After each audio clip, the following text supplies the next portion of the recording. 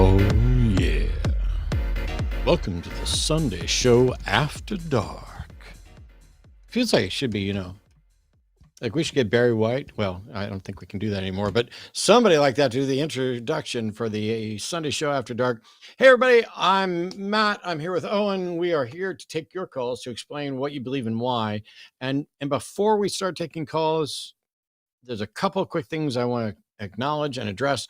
The first of which is that there's a couple different ways to call into the show. One is that you can call the number that's listed directly down below, 720-619-2288. There's also a web interface that you can use from your PC or your cell phone to call in that way if you're abroad. We'd prefer that the web interface be used by people who don't have access, for whom it might be a long distance call or international call or whatever. But we are definitely going to prioritize theist calls and cell phone calls.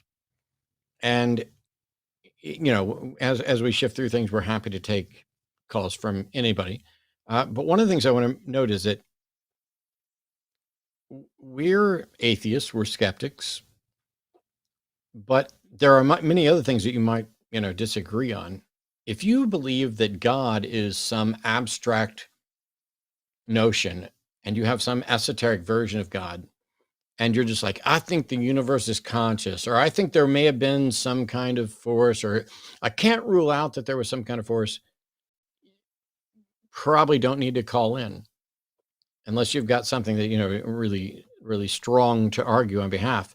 Because we've had people call in to basically just argue, well, I don't think it's impossible that there might be some creator being out there. And I'm like, when did we say it was impossible? And why would impossibility be a requirement? Now, the burden of proof is on the people who are claiming it's true. And don't act like, it's up to us to prove that it's false. The other thing is, we'd love to, be able to get people to explain as succinctly as possible so that we can dig in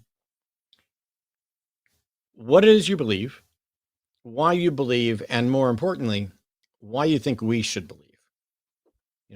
If you, like, for example, if I received a message last night in my brain, like I was asleep, and I felt I received a message from somebody living on Alpha Centauri, and they provided me some sort of information that, only somebody in my head could know, or that even I didn't know, I might have a good reason to believe that I received a message from elsewhere.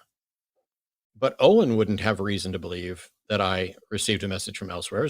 From Owen's perspective, a la David Hume, revelation is necessarily first person, and to everybody else it's hearsay. So if you believe just because of the inner witness of the Holy Spirit, or because you got a message from another planet, that's probably not going to convince us. We'd still be interested in hearing. And for the people who don't really want to defend their belief on evidential grounds, if you're somebody who just thinks, okay, I'm a Muslim because, not because I think that there's any way to demonstrate that a God exists, but because I think it's better than secular humanism, better than Christianity, better than Scientology, whatever.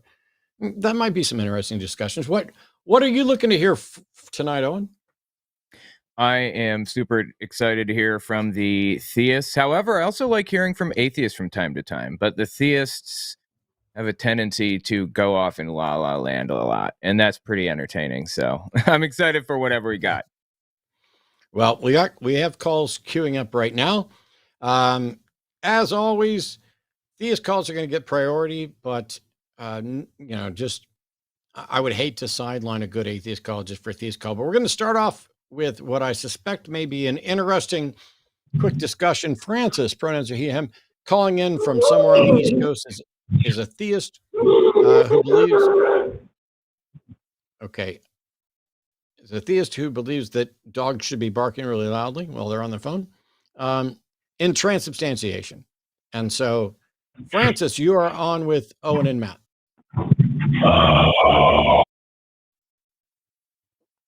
I muted. It's like a voice changing fucking troll bullshit already.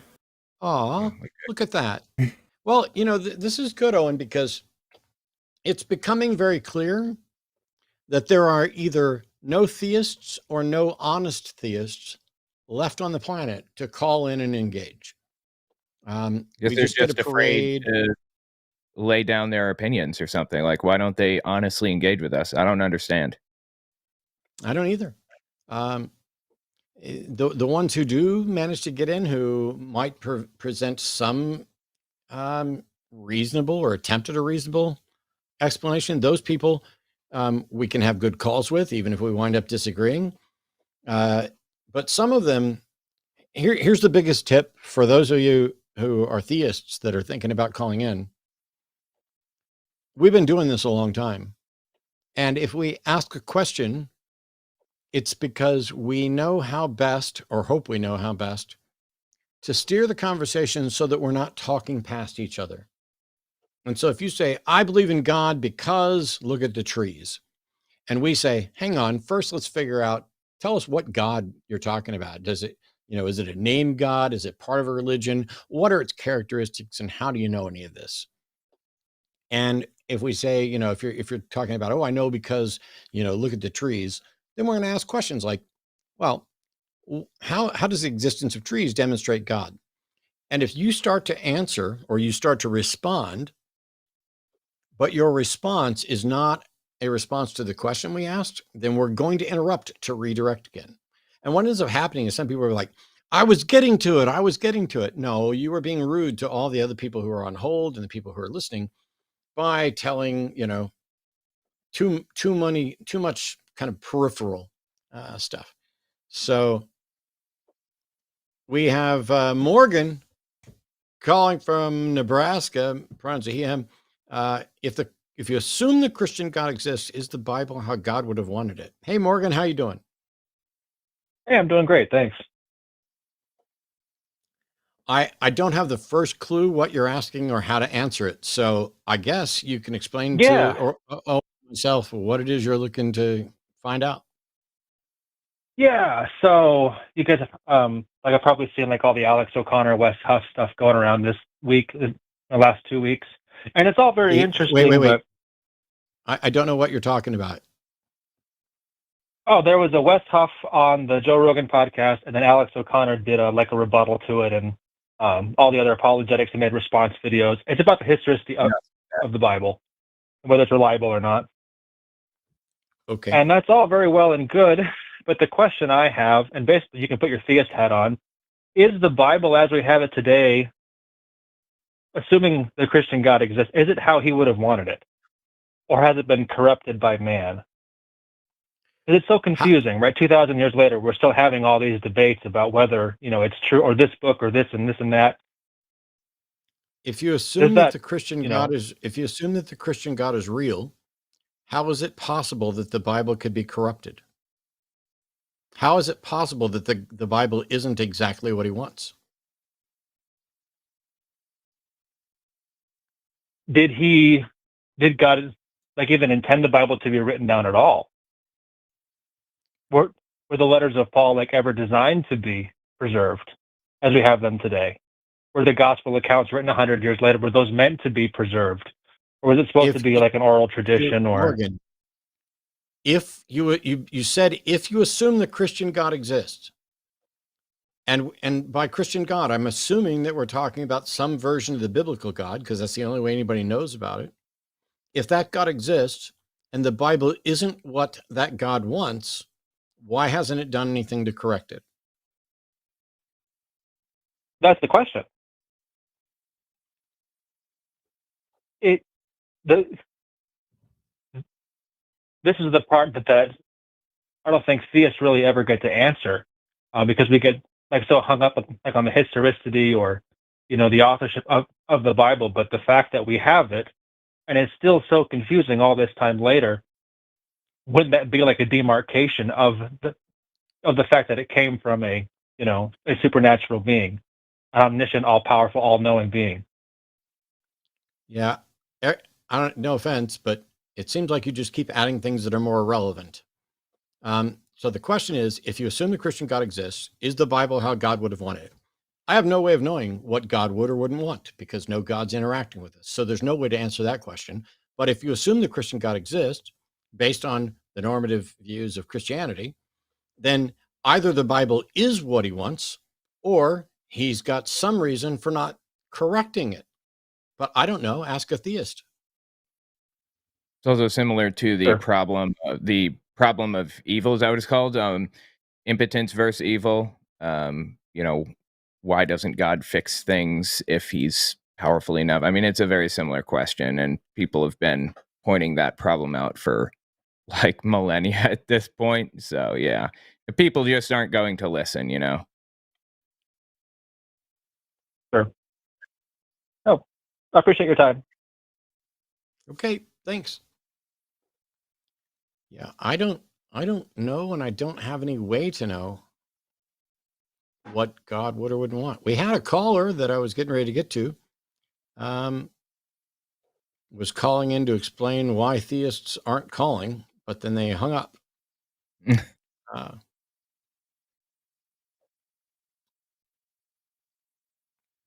that's that's a shame because while I really am not interested in random person's speculation about why theists aren't calling in, when in fact there were theists that called into the earlier show, there'll be theists that call in very soon. If it's tone policing, we've literally tried just about everything, including, Zen mode and all kinds of other stuff. When I'm thinking about this and saying, oh, it's not that theists don't call in, it's that they're worse than ever at attempting to explain. Like, and when I was a believer, Mm-hmm. if you'd have said, hey, what God do you believe in and why? I would have said, I believe in Jesus Christ as God, as presented in the Bible. And then we could discuss, what version of the Bible, what aspects of God. And there would have been things that I wouldn't have been clear on. There are things I wouldn't necessarily have had an answer to. But if you said, yes, but why do you believe? I would have had a number of different, I believe because of the inner witness of the Holy Spirit. I believe because of experiences that I've had at church. I believe because something can't come from nothing. I believe that, it's the best explanation for this. All of those reasons I have now dismantled personally for me. Wasn't my goal, but I could at least have given them. Now I might just be the weird one. And I think in part I am, because I took this incredibly seriously. If God exists, in particular versions of the Christian God, but if a God exists, it may be the most important thing you could know. If there is some sort of salvation, something to be saved to or from, the process by which you determine how to be saved may be the most important thing you could know. And I remember a good friend of mine, we went to the same church, we were good buddies. He went into college and then seminary and became a youth pastor, and then married one of the young women in his youth group. But then eventually got divorced and married somebody else. Now, we were Southern Baptists, but he married a woman that was Catholic, and he converted to Catholicism. And later on, when he found out I was an atheist, he came to me and he's like, I don't understand, Matt. You and I grew up, we were taught the same things. We believed the same things. How is it that you can be an atheist? And I asked him, I said, yeah, we were taught the same things. How is it you can be a Catholic? Because from our Southern Baptist perspective, Catholicism is not biblical. Praying to Mary and transubstantiation and the saints and all these other things. There's a number of problems with the Catholic Church, which is why there are Protestants. And I was like, how can you be a Catholic? And he's like, well, I like to drink and they allow me to drink. And my Okay. wife's Catholic. And I was like, yeah, that's the answer. I'm an atheist because I took this shit seriously. You're a Catholic now because you didn't. You studied it and you worked within that system. But you didn't absorb it to say, this is the most important thing ever. It's more like a club. I don't need to join another club. That is absolutely ridiculous. When I left Jehovah's Witnesses, I worked at Burger King. My boss there was an ex-Jehovah's Witness, and he kept trying to convince me to leave. And, looking back, I'm like, wow, damn, that was really honorable. But he's trying to get me to join Pentecostals. It's like, how do you jump from Jehovah's Witness to Pentecostal? I don't understand. That jump made absolutely zero sense to me. And I mean, he was like all in: snake handling, poison drinking, hair down to your feet if you're a woman, the whole nine. Anyway, people make bizarre jumps and then question other people's jumps. I don't know, it's just wild. Well, we've got more callers, and I want to make sure we get to them. Steve is calling from New England. Steve is a theist who wants to tell us how the trees and craters are evidence for a mile-high biblical flood 4,800 years ago. Hey, Steve. Yeah. Happy MLK weekend, everybody. And I will disappoint you with my Nebraska accent. I'm not from New England. Thanks. Yeah, that's my fault. Yeah. No, that's okay. Yeah. My call and, screener Owen. got it completely right. I'm the one that got it wrong, so my apologies. No problem. So thanks for allowing me this line to present the trees and craters of evidence suggesting a mile-high biblical flood occurred about 4,800 years ago. So the measure of the mile-high biblical flood's extent is determined scripturally, where the freshly plucked olive branch returned to the ark by Noah's carrier dove gauges floodwater levels, elevating near the world's most highly elevated olive trees, about 5,000 feet above sea level. And a mile-high biblical flood occurring roughly 4,800 years ago is evident by the fact every 4,800 plus year tree alive today or recently lived half decamillennium age tree is rooted at least a mile above sea level. These trees being bristlecone pine trees of the Great Basin and cypress trees of the Alerce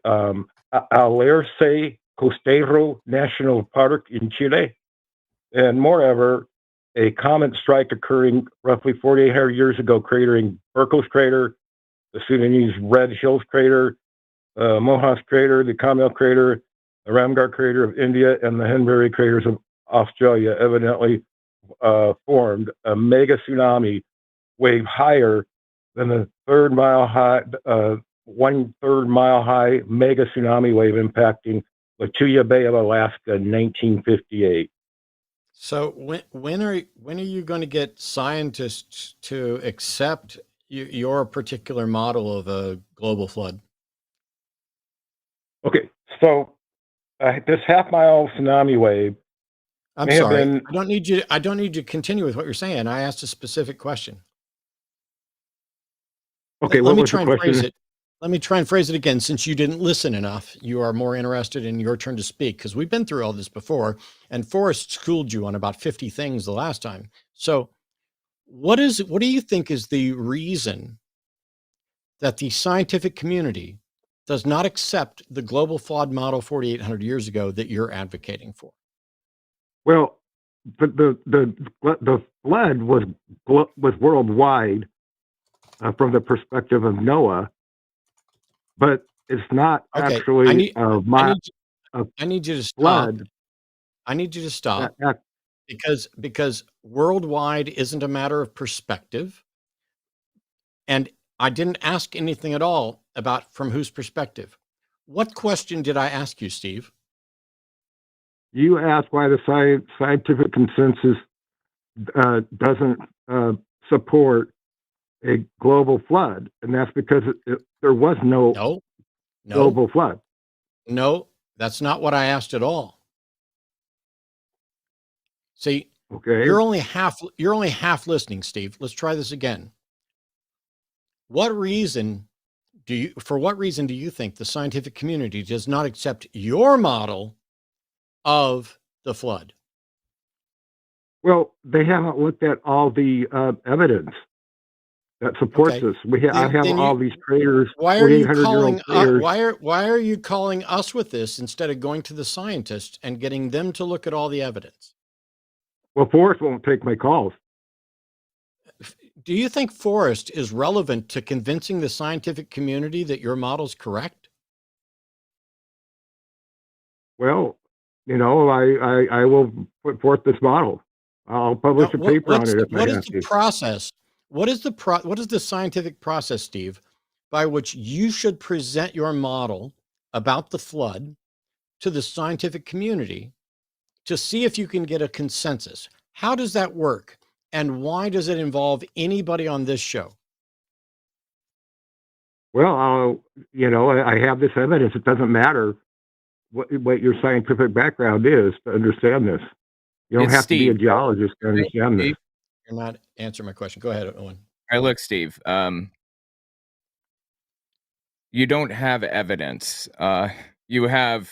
I'm trying to understand here. You correct me if I'm wrong.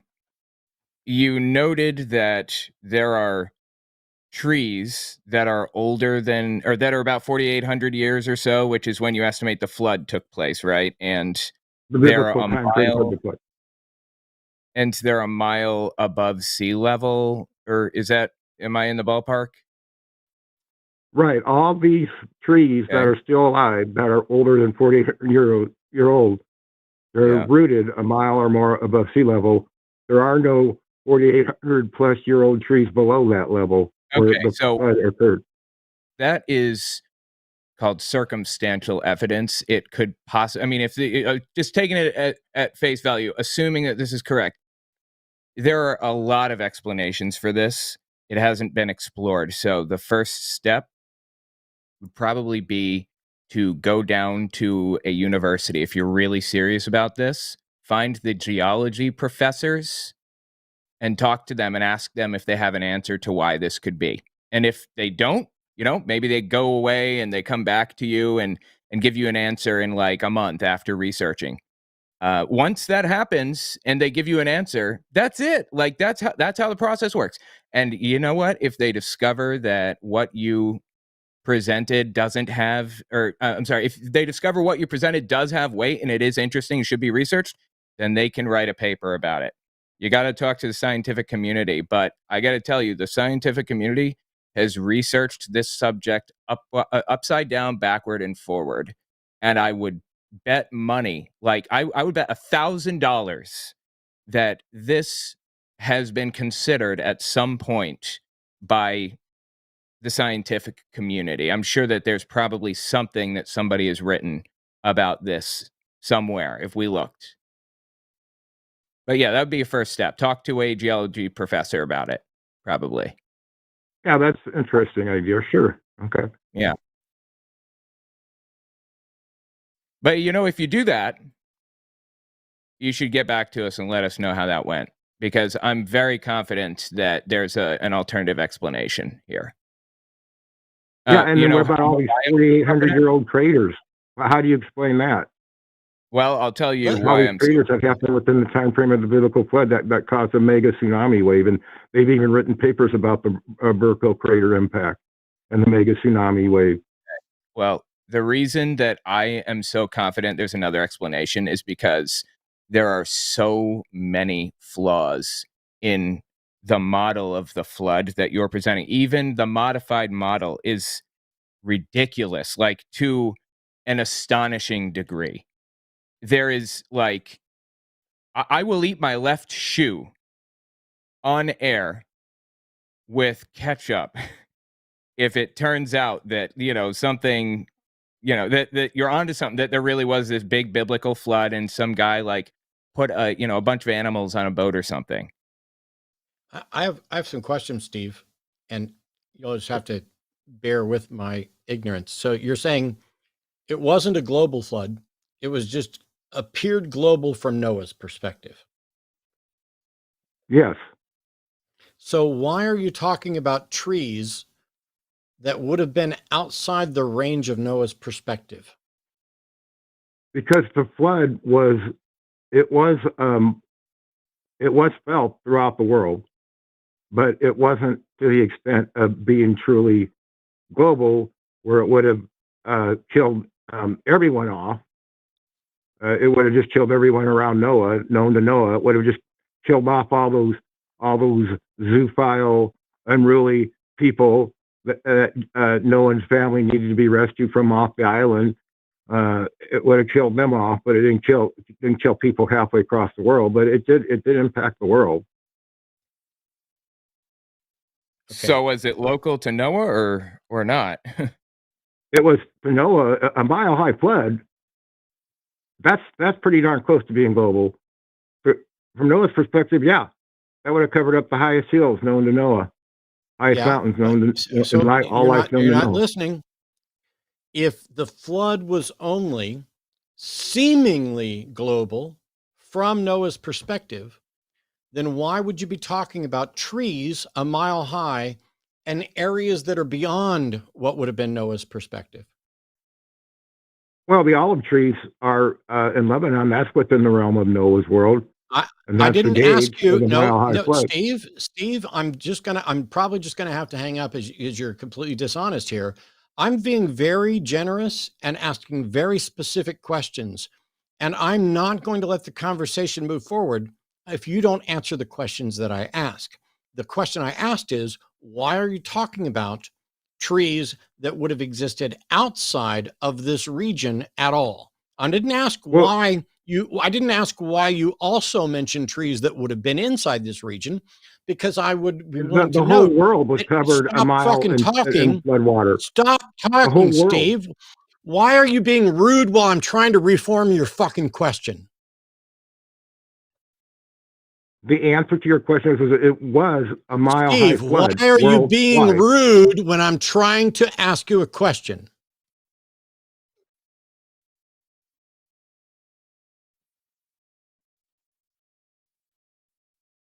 Steve, why are you being rude when I'm trying to ask you a question? Well, I think it goes two ways, Matt. Rudeness can go Okay. two ways, sir. You know what one way it can go? Fuck off, Steve. Don't call me again. Okay. That's what I said I wouldn't do. And then I did it. So my apologies, Owen. Oh, no sweat. It was an interesting conversation, but completely vapid, truthfully. There is just like, it's so ridiculous to like all of the other things. Like he says, he discovers this one thing that might be interesting, the circumstantial thing, and that means you have to take everything else along with it. That's a little, that's too much for me. Sorry, I can't do it. Yeah, I'm doing my best to grasp the model. First of all, here's the reasons why, with zero effort, everybody listening can dismiss everything Steve says. Steve has no expertise and doesn't understand science. Doesn't mean he's wrong. Steve hasn't taken the steps to suggest and submit his proposed model on the subject through the reputable layers of the scientific peer review process. Steve is like a flat earther who does not seek to scientifically confirm their model, which is why when they went down to Antarctica for the final experiment, those flat earthers had to acknowledge there was a 24-hour sun up there. Now, I don't know if Steve is in fact a flat earther or not. I don't know. But if you're going to try to argue, first of all, that the flood listed in Genesis wasn't a global flood, but was perceived as a global flood by Noah, and that God did it to kill off the zoophiles, which is, Yeah. I now know everything about how your brain works, Steve, just by the fact that that's the sentence you uttered. But the earth was increasingly corrupt. And if there's a global flood, that doesn't fix the earth. If there's a global, if the flood is local instead of global, that doesn't fix the problem outside of the local area. Oh, well, whole world felt the effects of it. Okay, you can't have your cake and eat it too. You have not done the proper scientific rigor to present your ideas to anybody. There are countless scientists and an entire website devoted to addressing and debunking the various claims of people about the global flood and other things. I would recommend going to talkorigins.org. Right there, there's an index to creationist claims that is pretty thorough. Did he mention Specimen Creek? I don't think Maybe so. not. Okay. In any case, you can't fix a global corruption problem with a local flood. And you can't fix the problems with a model that includes a global flood by suggesting it's local. And to Steve's credit, at least he's realized that a global flood isn't supported by the science. So he's trying to respin this as if it's a local flood, but it's still contingent, and everything about it is contingent on a biblical narrative that you cannot demonstrate was true. So, right down to, how old was Noah when God came to him and said, I need you to build an ark? What about all these people that are 600, 700, 800, 900 years old? None of that makes any sense. But you've got an entire chapter, because Noah was about 600 years old when the Bible says he was 600 years old when the flood started. That gets glossed over instantly. Now, there are creationists who think they've come up with a way around it, which is, we were genetically more pure then, so we lived a lot longer. And that's why inbreeding was allowed. See, Adam and Eve would have lived for thousands of years, forever, if they hadn't eaten the tree of knowledge of good and evil and got punished by God. But they would have lived for thousands of years. And therefore, when their descendants start inbreeding, their lifespans start shrinking until you get to Noah, who lives for, 600 years and before the flood starts and everything else. What's happening in Steve's mind is the same thing that happens in conspiracy theorist mind, which is you pick out disparate facts that seem to fit the model you'd prefer, and then you weave together what seems to be a compelling story, provided you don't dig any deeper. If you look into what scientists actually say about both global floods and local floods, there's no point, if you're going to argue for a local flood, to talk about shit that happened in Mexico, because Noah wasn't anywhere near Mexico. There's no reason to talk about stuff that happened in the United States or anywhere over here. And the fact that Steve has not done his due diligence, and instead of engaging the scientific community, writing papers and presenting them, see if he can get someone to support his research, working for a Nobel Prize, a Templeton Foundation Prize, any of that, instead, he keeps calling into these shows, and he's really upset that Forrest won't take his calls anymore. Now, while Forrest is a brilliant person who's well-credentialed and well-read on the scientific front, far better than I've ever been, Forrest is also completely irrelevant to getting your model credibility. It might be useful, like if you could convince Forrest, maybe then you could use Forrest's knowledge about how to properly do science to then get it credible. But you don't need Forrest for that. You just need to go look up and talk to some scientists about, hey, I've got this model. How do I submit it to others for peer review? How do I submit my ideas for evaluation? How does this work? And I'm sure they'd tell you, but that's not what this show is.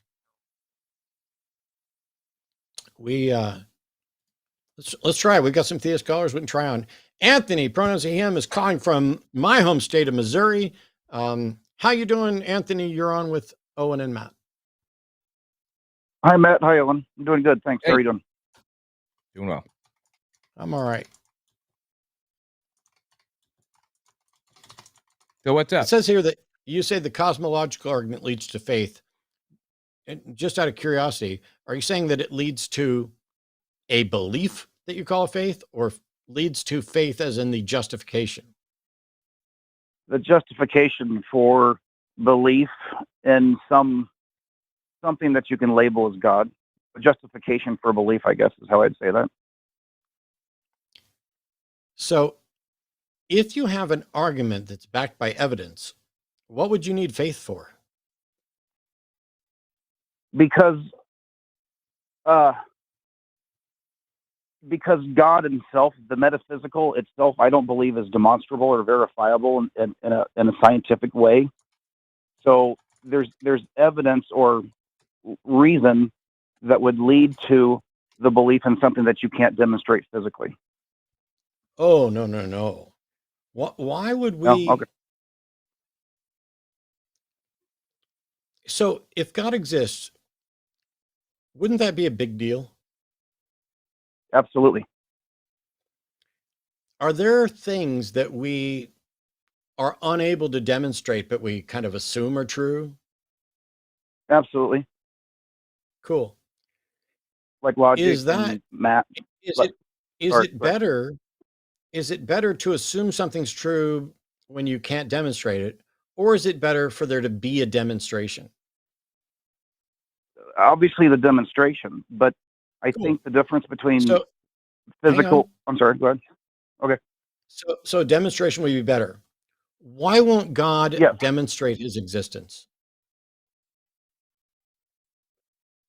I don't know. That's Okay. not really what I called about, but I could say Well- that I think and I believe that all through the Old Testament, God said, "I'm doing this so that you can know, so that you can know." So I think he did Anthony? demonstrate it at certain. Yes, Would we agree that you don't get to assume the Bible is true, and you don't get to assume that God said something? Because if the point is you're trying to determine if there's a God, you can't say God said this, because if God said something, that would be demonstrable.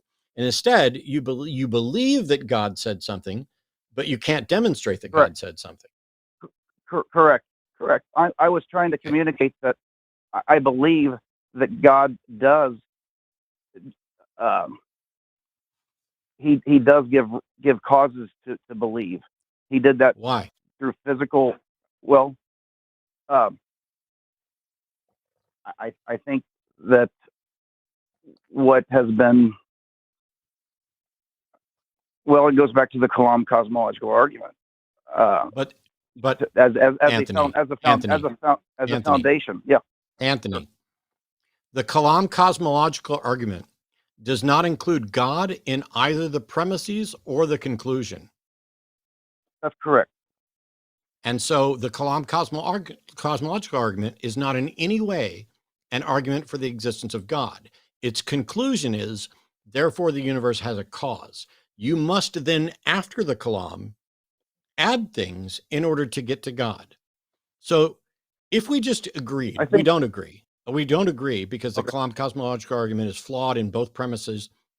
But even if I agreed with you that the universe must have had a cause, that doesn't prove a God. It doesn't even point to a God. Right. So how are you getting to a God and then saying God said stuff in the Bible? Okay. Well, I get to a God because the way that I understand the cosmological argument is that if the universe had a beginning, it had a cause, and I define the universe as space and matter. So, if the universe, That's how you define the universe, you say? I'm sorry? You say that you define the universe as space and matter, right? That's right. But I don't even understand why that's relevant. What difference? No, hang on, Anthony. Let me finish the question. You said the way you understand the Kalam is that the universe had a beginning, and then you said I define the universe as space and matter. How you define the universe is irrelevant. We've already reached the point where you've concluded that the universe has a cause. Your how you define universe isn't relevant at this point if you've already assumed that it had a cause. Space and matter had a cause. Cool. Go ahead. Well, I want to get to the conclusion, but I can't. If we're going to get hung up on the definition of the universe, the definition of the word is absolutely important. We aren't, Anthony. None of us were hung up on the definition of the universe. You offered definition of the universe out of the blue, Okay. apropos of absolutely nothing. So don't blame us. Okay. Well, the reasoning goes like this: if material, and that's space and matter, had a beginning, the only logical conclusion is the cause has to be immaterial. Yeah. The problem is, I'm not convinced that the universe had a beginning. Okay. Well, then that's fine, and we can discuss that. That's where it always goes. But what is established is if there was a beginning to material, it was an immaterial cause by almost by definition. No. If Why not? we only have the ability to investigate this one universe, right? I don't know by what you mean this one universe. I don't that doesn't make sense to me. Okay. What do you mean by this? What do you mean by this? Have you heard of the multiverse? I've heard of that, but I don't have any evidence for that's existence. I don't either, and I didn't say there was. Instead of answering the question you fucking think I'm asking, why not answer the question I'm actually asking? It goes so much easier. So, have you heard of the multiverse? Yes, I've heard of it. Cool, me too. I'm not convinced that the multiverse is actually real. I have no way of demonstrating it. I have no way of testing it. But at least the proposed multiverse would suggest that what we call the local presentation of our universe, that there may in fact be other universes. And so this model exists out there, but is, as far as I can tell, untestable and unfalsifiable as it stands right now. Are we at least in agreement there? Sure. Okay. So when I said, is this the only universe we can explore? Do you know of any other universe we can explore? I do not. So the answer to the question, is this the only universe we can explore, is apparently yes, right?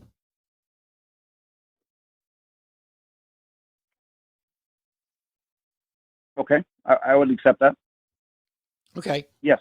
We also cannot investigate this universe, even speculatively, mathematically, further back than immediately following the beginning of the expansion. One Planck time out from the beginning of the expansion, according to Big Bang cosmology, is as far back as the math goes before it breaks down. Are we in agreement there?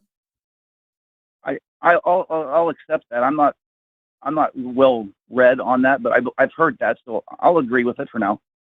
Okay. I don't even know whether or not you accept Big Bang cosmology. That's not even really relevant. I'm just saying that given the scientific model that we currently look at as Big Bang cosmology, we have no way of investigating other universes, and we have no way of investigating the origin of this universe. And so the Big Bang model doesn't say that matter began to exist. It said that a singularity consisting of what would be identified as space and matter, it began to expand. Okay. If that model is correct, then the stuff that makes up our universe it may or may not have had a beginning, but the fact that the local presentation of our universe, the expansion, had a beginning doesn't mean the stuff had a beginning. Are we in agreement there? I'm sorry, could you repeat that? So the Big Bang model has a singularity. It's just a mathematical construct that represents matter and energy in its incredibly dense state. At some point, it begins to expand. We can't get back to the moment that the expansion began, but when we describe the beginning of the universe, we can only go back to the Planck time. So we're only talking about the expansion of matter. The Big Bang cosmology does not say that the matter didn't exist prior to that in some form. Okay, that may be the case. Yeah. So the Kalam cosmological argument begins with premise one. Everything that begins to exist has a cause for its existence. In the Big Bang cosmology, what began to exist is the local presentation of our universe, the expanded universe, but not necessarily matter and energy. that may have already existed in some form. So the first premise of the Kalam does not necessarily apply to this universe. Sorry. Let me retract that. It's the second premise where it says the universe began to exist. That may not apply to the universe in the way that the Kalam wants to use it. The first premise, which says that everything begins to exist, has a cause for its existence. Do you know why that first premise says begins to exist?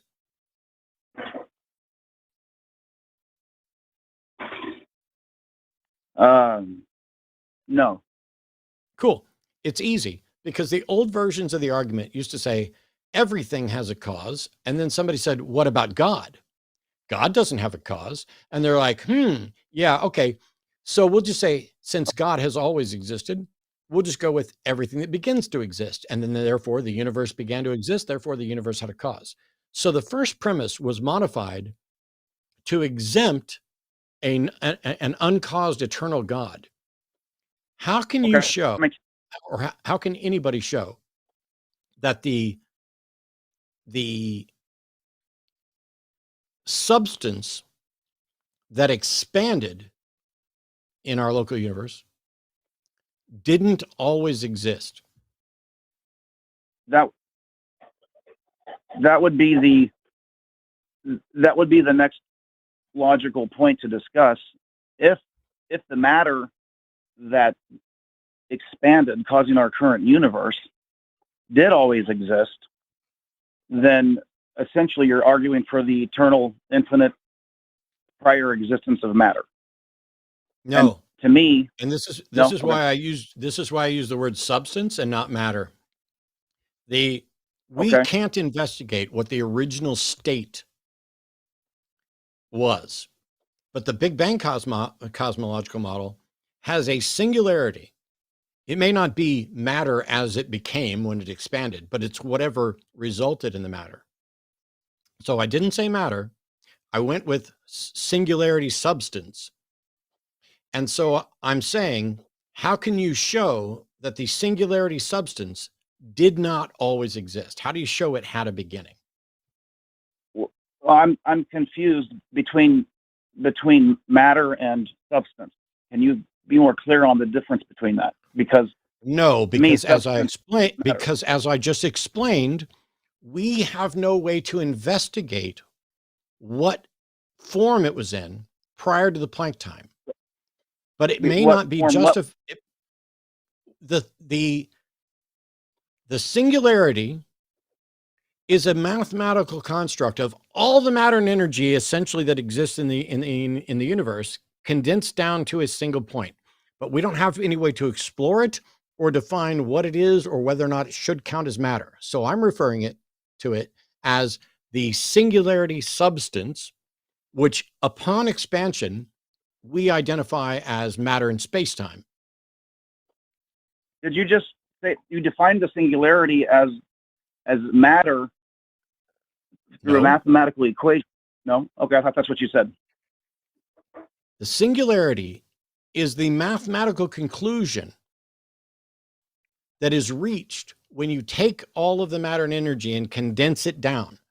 Whether or not it counts as matter and energy then or not, we don't know, because we have no way to investigate it beyond the Planck time. So it may be matter, it may not be. It may have had a beginning, it may not. My question for the third or fourth time is, how can you show that substance prior to the Planck time, whether you count it as matter or not, didn't always exist? Okay. I'll answer that, but you're not going to accept it, because you're not going to accept it, the definition of that as matter. You're going to say it's substance. I think that whatever you want to call it, I'm going to call it matter, because if it's not matter, it's something that's incoherent to me. It cannot exist because problem of infinite regress. No, sir. So the Big Bang cosmological model has the expansion of space beginning and time beginning. And so it doesn't make sense to talk about time prior to the Big Bang. But I also acknowledge that we don't know what the substance was. Maybe it wasn't what we would identify as matter and it became matter.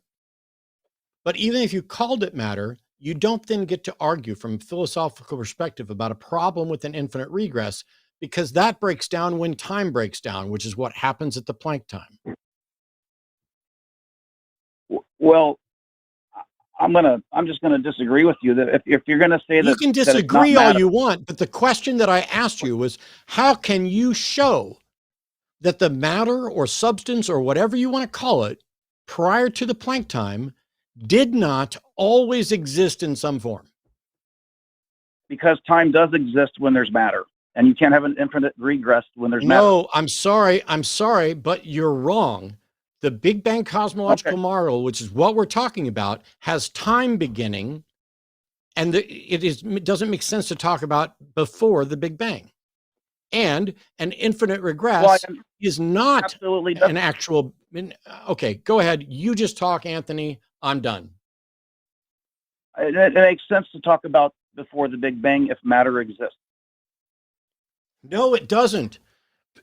Okay, Anthony, demonstrate that matter requires time. Matter is a product of time, so they're interwoven. If matter exists, time exists, and I don't know what you're talking about. Substance, that's synonymous with matter. So you admit you don't know what I'm talking about. You don't grasp this, and now you're making assertions that time exists because of matter. I'm absolutely asserting that your idea of substance that's not material is incoherent. Yes. Didn't I acknowledge that? Didn't I fucking acknowledge, Anthony, that I was picking a word to describe something that we do not have the ability to identify or investigate? Did I say that? You might have, and that's yeah, fine, I did. You did. And when you call it incoherent, you are acknowledging my point that whatever it was prior to the expansion, whether it was matter or not, we don't know, right? No, it's got to be either matter or nothing. It can't be anything else. But do you know which one it was? Well, if it was nothing, then matter had a beginning. No, I said what it was prior to us calling it matter. Whether it was matter or not, the issue was, how do you demonstrate that it didn't always exist?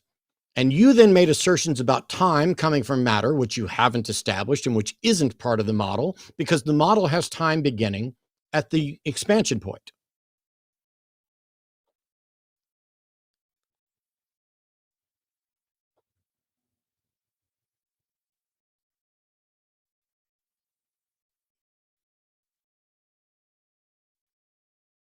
Hello?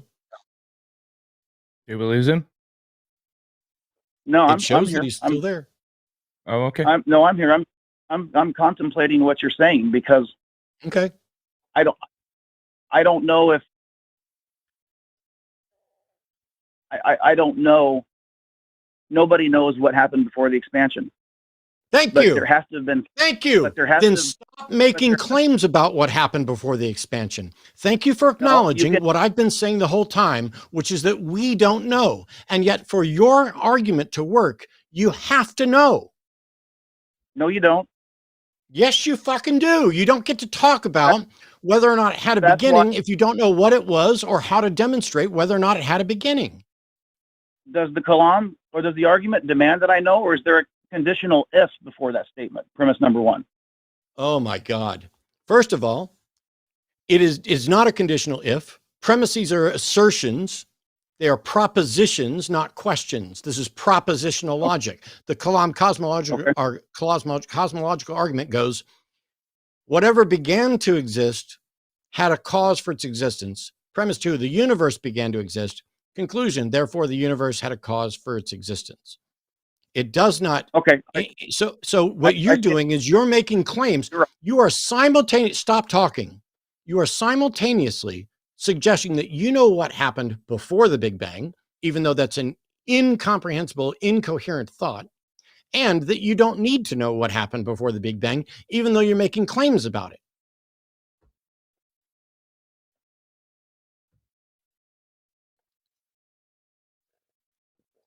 You still with us? I'm still with you. So, how do you show that matter had a beginning? I'm going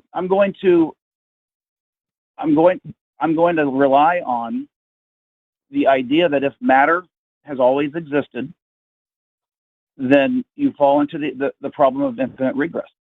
Okay, then we're done, Anthony. I don't have anything more to add. Okay. Owen, have you got stuff for this? No, I think you're absolutely on point here. None of us are physicists, so we largely have to rely on what the physics community consensus is, if you will. And pretty much everything that you're saying right now conflicts with that. Now, if you want to say, you found this secret thing or whatever that, physics are wrong or whatever, that's okay, but nobody has any reason to buy any of that. So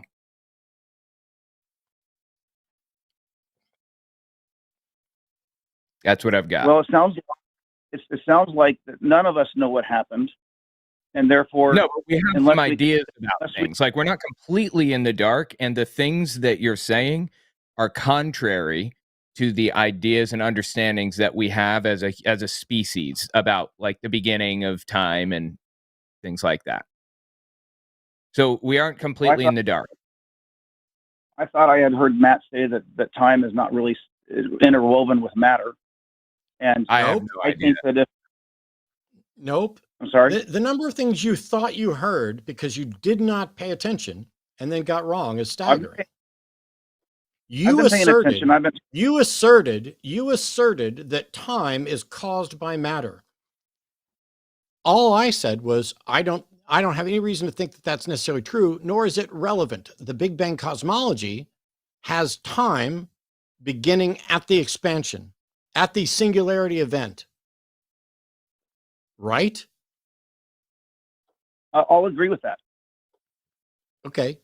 So what you need to do is, if you think you've come up with a way to find out what happened prior to the Planck time, go talk to the scientific community. You're in the same boat that Steve is. Steve thinks that he's going to show everybody that there was a local flood that was interpreted as a global flood, and that he's found problems with science related to the trees, but he doesn't go do the work.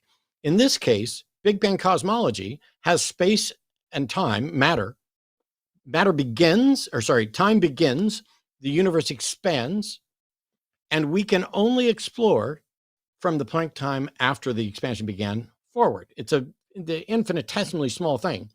But what we can't do is say what happened prior to that. And it's also absurd because you're saying what happened before time, and nothing could have happened before time. And so if time began at the moment of expansion, then there is absolutely no point in time at which the singularity didn't exist. The nonsensical statement, right? Before time. I said it earlier, and I was thinking that when I said it. It's not something that we should ever say, actually, because, there's nothing before. Well, but our language is restricted to that, so I understand why that's absurd, but why we talk like that. But what you're trying to communicate is there's a possibility before time, some substance, which I'm calling matter, exists, but we don't know what state it exists in or what's going on, or even for how long. We can't even say for how long, because you're saying time doesn't exist. Nope. So I'm not saying, no, Anthony, this is the fucking problem here. You're shifting the burden of proof again and misunderstanding what I said. I did not say that was the case. I asked you how you could show that it's not the case, because your argument is conditioned on it not being the case.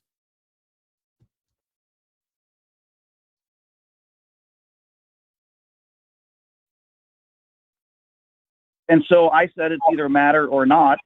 And you, if I'm not mistaken, you said that if it's matter, I asserted that it's matter or it's not matter, because I don't know of any other possibility. Matter. And if It doesn't if matter. it's matter, It doesn't and matter. if it is matter, It doesn't matter. it does matter. Your Kalam cosmological argument is contingent on the notion that the universe had a beginning. And you want to define the universe as space and matter. However, the way the Big Bang model describes the universe is that whatever we're talking about is space and matter expanded. And what it was prior to the expansion, whether you want to call it matter or not, we don't know if it had existed there forever, if it had existed there for any amount of time, if that statement is even coherent to talk about it with regard to that. But your model says that it must not have existed at all prior to the expansion in any form. And if your model is contingent on that substance, which I use as a placeholder for recognizing that we don't know what it was, we'll go ahead, for the sake of your inability to understand a fucking substitute word, call it matter. If your model is contingent on matter coming into existence, you have to show that it didn't always exist. And you can't do that, or you haven't done it. Go take a physics class. Call Aaron Adair when he's on. He'll explain it. Well, I understand what you're saying. Let's call it whatever it is. I got $1,000 says you don't. We just move, instead of talking about the universe, the same logic applies to whatever that is, whether it's matter, a substance, or something, but it's not nothing. My model, what difference does it make if it's nothing? Your model is the one that holds, your model is the one that says whatever it was, it had a beginning. What was it before the beginning? It was God. It was the immaterial cause for material things. You're muted, Owen. I'm sorry. I couldn't even see you talking. I would have shut up an hour ago, but I saw somebody else say you were muted. Oh, I'm muted. No, you're good. No, I was going to say, wow, we're taking some large leaps here. I wonder how long I was muted. Not too long, I hope. Oh, wow. Anyway, yeah, taking some large leaps. Also, matter and antimatter are two different types of substances. It's not just matter that we're dealing with in the universe, but okay.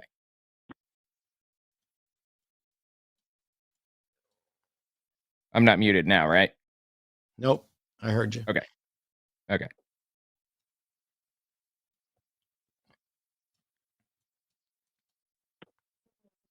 No. So here's the thing, Anthony. The premises that you're giving us,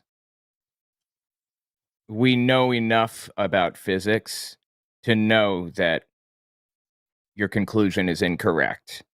We don't know everything about it, but we have no reason to reach that conclusion. That being said, we aren't physicists. Matt and I aren't. Aaron Adair is, as he mentioned. Could talk to him. But I'm very confident in saying that this is, this violates what we understand of physics.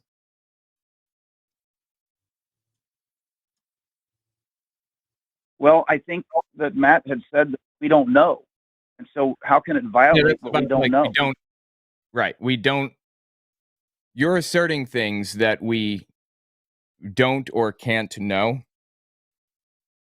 And a lot of the ideas that you've presented are just kind of non sequiturs, like nonsensical, don't lead us to any correct conclusions. We have no way of reaching those correct conclusions.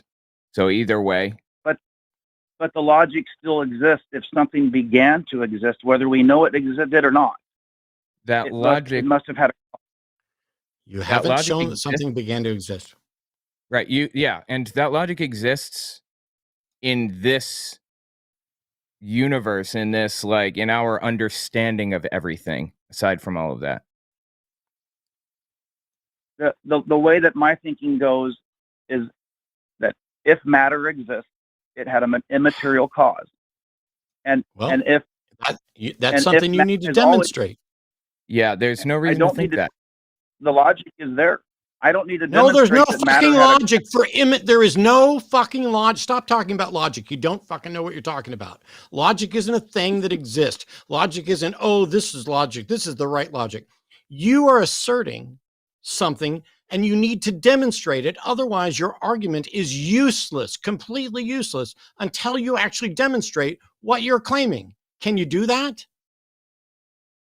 I said from the beginning of the conversation, you can't demonstrate metaphysical things. You can't demonstrate origin. Goodbye, Anthony. Goodbye. This is a monumental. I'm Bye. so sick of the dishonesty. It's not. I'm not dishonest. Yes, I've you been are. patient. I've been Yes, you listening to you. you are absolutely wanna- dishonest because I'm asking and you you wanna get- if you you wanna- can you wanna shut wiggle your out of it. fucking mouth. Shut You up. want to wiggle out of it? When it's Shut substance, up. not matter. I'm not wiggling out of anything. I'm going to mute you and you're going to sit there. I'm asking you if you can demonstrate that it had a beginning. And you asserted that if it had a beginning, it must have been supernatural. And I said, you have to demonstrate that, not assert it. And you went to, you can't demonstrate metaphysical things. So therefore, you're admitting that you are asserting something that you cannot demonstrate. My model doesn't assert anything that I can't demonstrate. Yours does. That's what makes yours inferior. I'm not wiggling out of anything. Put up or shut up and prove your point.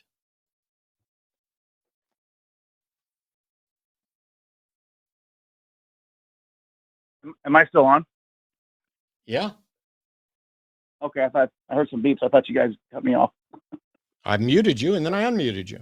You're here. So Okay. demonstrate your thing. My demonstration is simply reason. If matter began, it had an Goodbye. immaterial cause. Goodbye. I think Goodbye. that is reasonable. Goodbye. And you can't tell me how it's not. I absolutely did tell you multiple times how it's not reasonable. You can't demonstrate that matter had a beginning. And even if matter had a beginning, you can't demonstrate what beginning it had. That makes it unreasonable, sir. Why do I have to demonstrate it? Thank Are you you. kidding Thank you for acknowledging that you don't have the first fucking clue what makes something reasonable or not. What makes it reasonable is demonstrations, not assertions. Or No, there is no or. Demonstrations, not assertions about what you're convinced of or not convinced of. If matter had a beginning, it's not my fault. It's not my fucking, shut your mouth.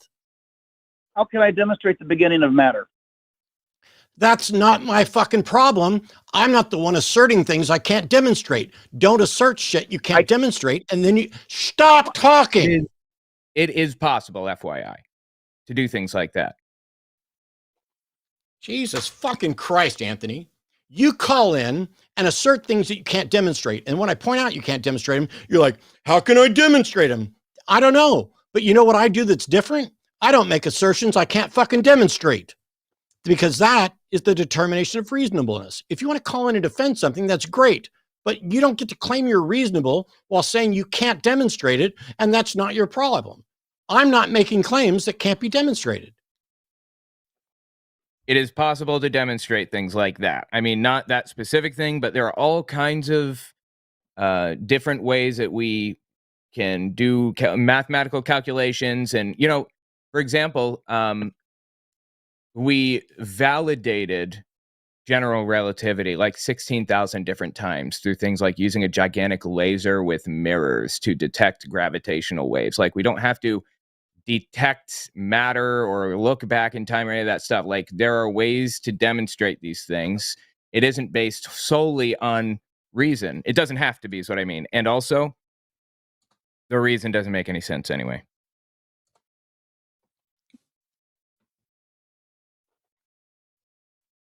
I Still think with us? I'm still with you. I think that you guys have thought about this a long time and have learned, just kind of like how we changed the premise number one to all things instead of everything. I think you want to zero in on the condition of what this matter or substance is, and we just don't know what happened before the expansion, to get away from the infinite regress. That's my thinking. Yeah, that's called a big old fucking dose of copium. Whatever that means. You're saying that you think that we are Go doing look it that up. to deal with whatever. It's okay. You're not accepting you're wanting me to demonstrate that matter had a beginning. And Let so me when I rephrase. appeal to the, okay. Right, here, I'm sorry. Let me just try to reframe this, okay? What All you right. presented us with is a thought experiment that has no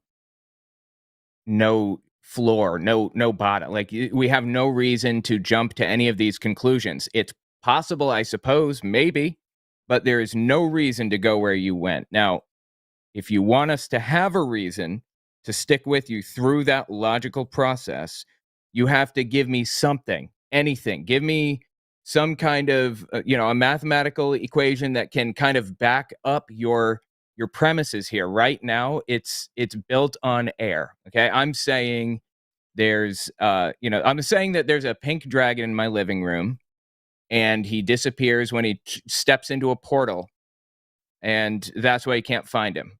Now we can put like flour on the floor so that we can see his prints or whatever, but you can say, well, he floats. Like there are a billion logical jumps that we can take through different hoops to arrive at the conclusion that there really is a pink dragon in my living room, but we need a demonstration. I haven't disproven that there's a dragon, and I haven't proven it, but we need something to follow along with this logical process, and we have nothing right now. So I'm not asking you to demonstrate that like matter began to exist or whatever other thing. I'm asking for literally anything that can back up what you're saying. I will take anything.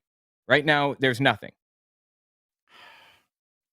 Okay. I tried to communicate that before the Big Bang, it was matter. If it wasn't matter, then you're saying it was something. That's the stuff that we know very little about, that we need. Okay. Like, so the point. So I'm sorry. Here's my point with that. I don't mean to interrupt you. I try to be quiet when you talk. But so when I offer the matter can't have always existed because of this infinite regress, I get told that's my demonstration. If you want a demonstration, that's what demonstrates that. That's not a demonstration. Logical concept. Well, I understand that, but that's the only thing. I think even if it's not a demonstration, it's still reasonable to think something we can't reach today if there was an infinite past. And so that's my reason for why matter had to begin. Demonstrate, But you're saying I can't demonstrate it. And not only can I not demonstrate that, matter didn't even exist before the Big Bang. We're not making claims about before the Big Bang. And you're calling that a substance. You're the one that's making claims you can't defend, not us. No, I've defended my claim. I've defended my. No, you haven't. No, you haven't. And I have to. You're wanting to say that matter. We don't know if matter existed or not because it's a substance. And so therefore, we don't know. It's outside of time, and therefore, nope. It can't. Be I didn't say it was outside of time. This is it. You keep asserting that I said things that I didn't fucking say, and you're the one asserting shit that you refuse to fucking defend or say that you can't. I don't care whether you can or not. If you can't, you don't get to use it. You don't get to say, here's what it must be, if you have no way of demonstrating that that is in fact what it must be. So you disagree with the idea of infinite regress?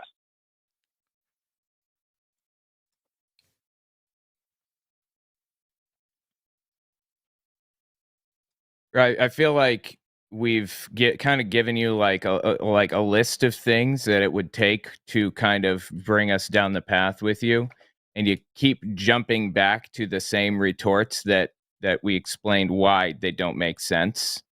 Like, I don't know.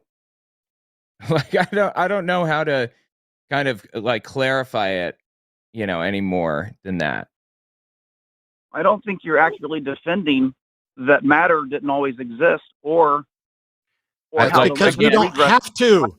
That's because we don't have to. That is shifting the burden of proof. We don't have to prove that matter always exists. You have to prove that it couldn't.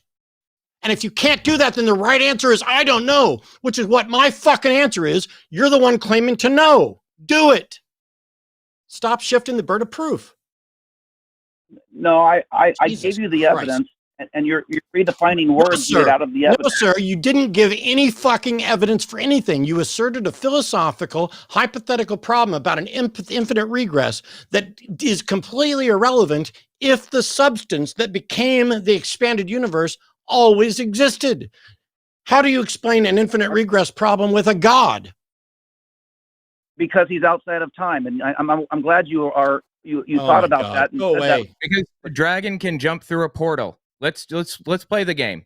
So Oh, tell me more about so- this, and I'll just apply it to another ridiculous scenario that has absolutely no demonstration behind it, no reason to think it at all. Go ahead. So you say God is outside space and time. I have a pink dragon. He's also outside space and time right now. Go on. As Matt argued, and used Don't the mention my logical fucking name again. he reasoned that if this substance, which isn't matter, is substance and not matter, then it's outside of time and not subject to infinite regress. Go back and rewind the video. It's no, exactly I what he didn't. said. I That's didn't. the argument. No, That's the we're argument fucking for God. No, I'm muting you. I'm going to mute you, and I'm going to unmute you in a second right after I clear this shit up. You clearly do not understand my position, and you keep misrepresenting it. You keep shifting the burden of proof.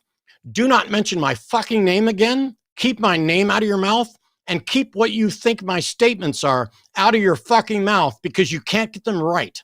And so if you'd like to engage with Owen in a reasonable conversation and keep me the fuck out of it, get my goddamn name and what you think I said that I didn't fucking say out of your fucking mouth. Are we clear?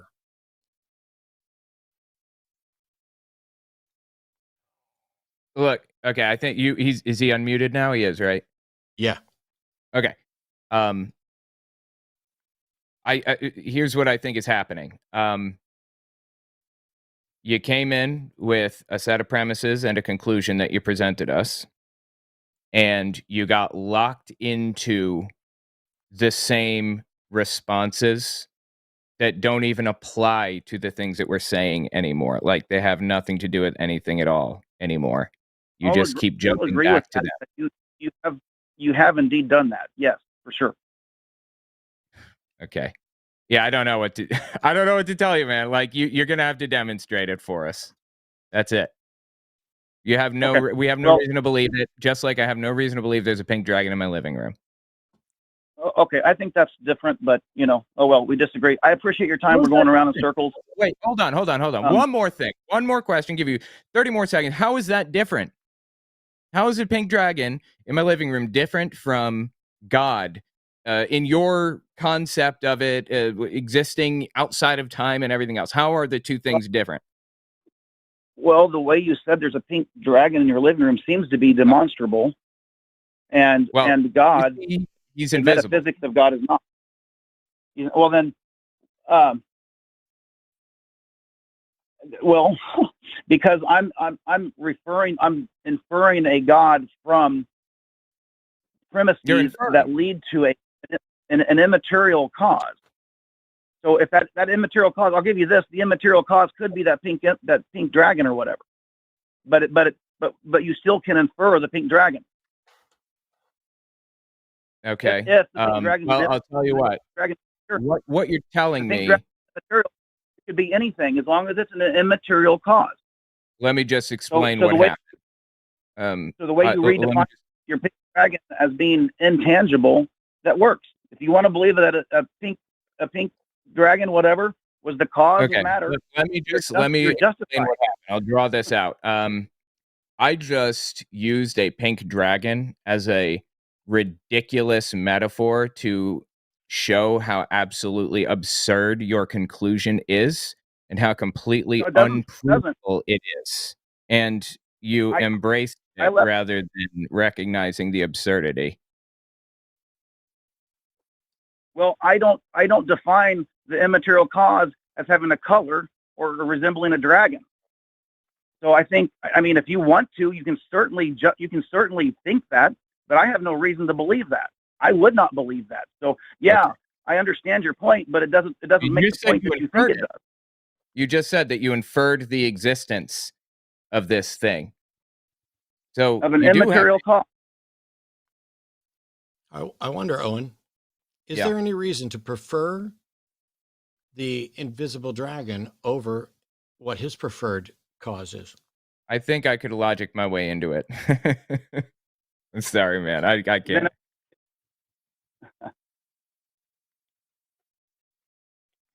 That's all I've got. Kate. All right. Thanks for your time. I appreciate it. All right.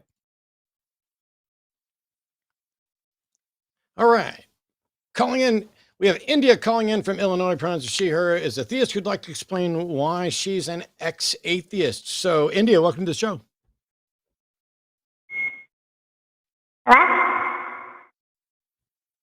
Oh, feedback? What is that? No, that was another prank caller calling in to, waste some time. It's funny because, like, genuinely, I love... it's very rare. I hear theists on occasion say, I used to be an atheist, blah, blah, blah. And I would agree, because in the sense of, I think babies are atheists, not in a particularly useful sense, because they cannot actively, consider and reject or be unconvinced of a proposition. I don't think that I don't think that anybody's born believing. I think that believing is something that you are... beliefs are the result of becoming convinced, and you can become convinced for good reasons or bad reasons. And so when somebody says, I'm an ex-atheist, I have really easy questions. When you were an atheist, why were you an atheist? And what changed your mind? That's it. Because if your reason was, I just wasn't convinced there was a God. Cool. Then something must have convinced you that there was a God. And what was it? Because maybe you're right. Maybe you're not. But if what it convinced you is anything like what our previous caller was trying to argue for, then you've both shifted the burden of proof and misunderstood some basic things. Because what we're saying, I'm not saying the universe always existed. I asked from the get-go, how do you know the universe didn't always exist in some form or another? And that now what I was expecting early on from somebody who's, dug in a little bit more on the apologetics is, even if the universe existed in some form or another forever, there needs to be some sort of explanation for the expansion. What is that? And my answer for the explanation for the expansion is the same as my explanation for what came before it, which is, I don't know. I don't have any ability to investigate that. And it is a mistake for someone to assert that something always existed or didn't always exist if you don't have any way to demonstrate that. And if you bought into a philosophical notion about a problematic infinite regress, first of all, you're going at it literally backwards, when that's not the progressive order of things, but also it misunderstands time and countless other issues. But if somebody here was actually a former atheist who is now a theist, cool. What changed your mind? Because I admit there are atheists who are atheists for bad reasons, who don't have a good understanding of skepticism or evidence.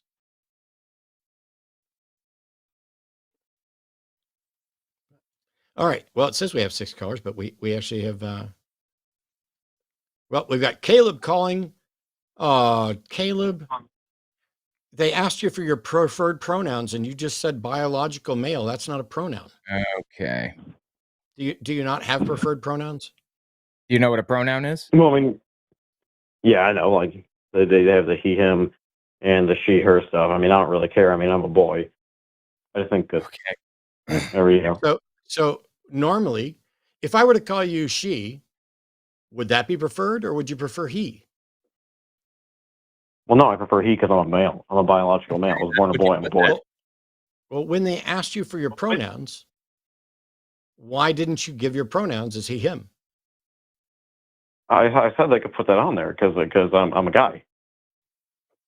Okay, well, it doesn't include your pronouns, and I have a hard time believing that the person taking the screening, if they asked you for your preferred pronouns and you said you're a biological male, and that you actually told them you prefer he, him.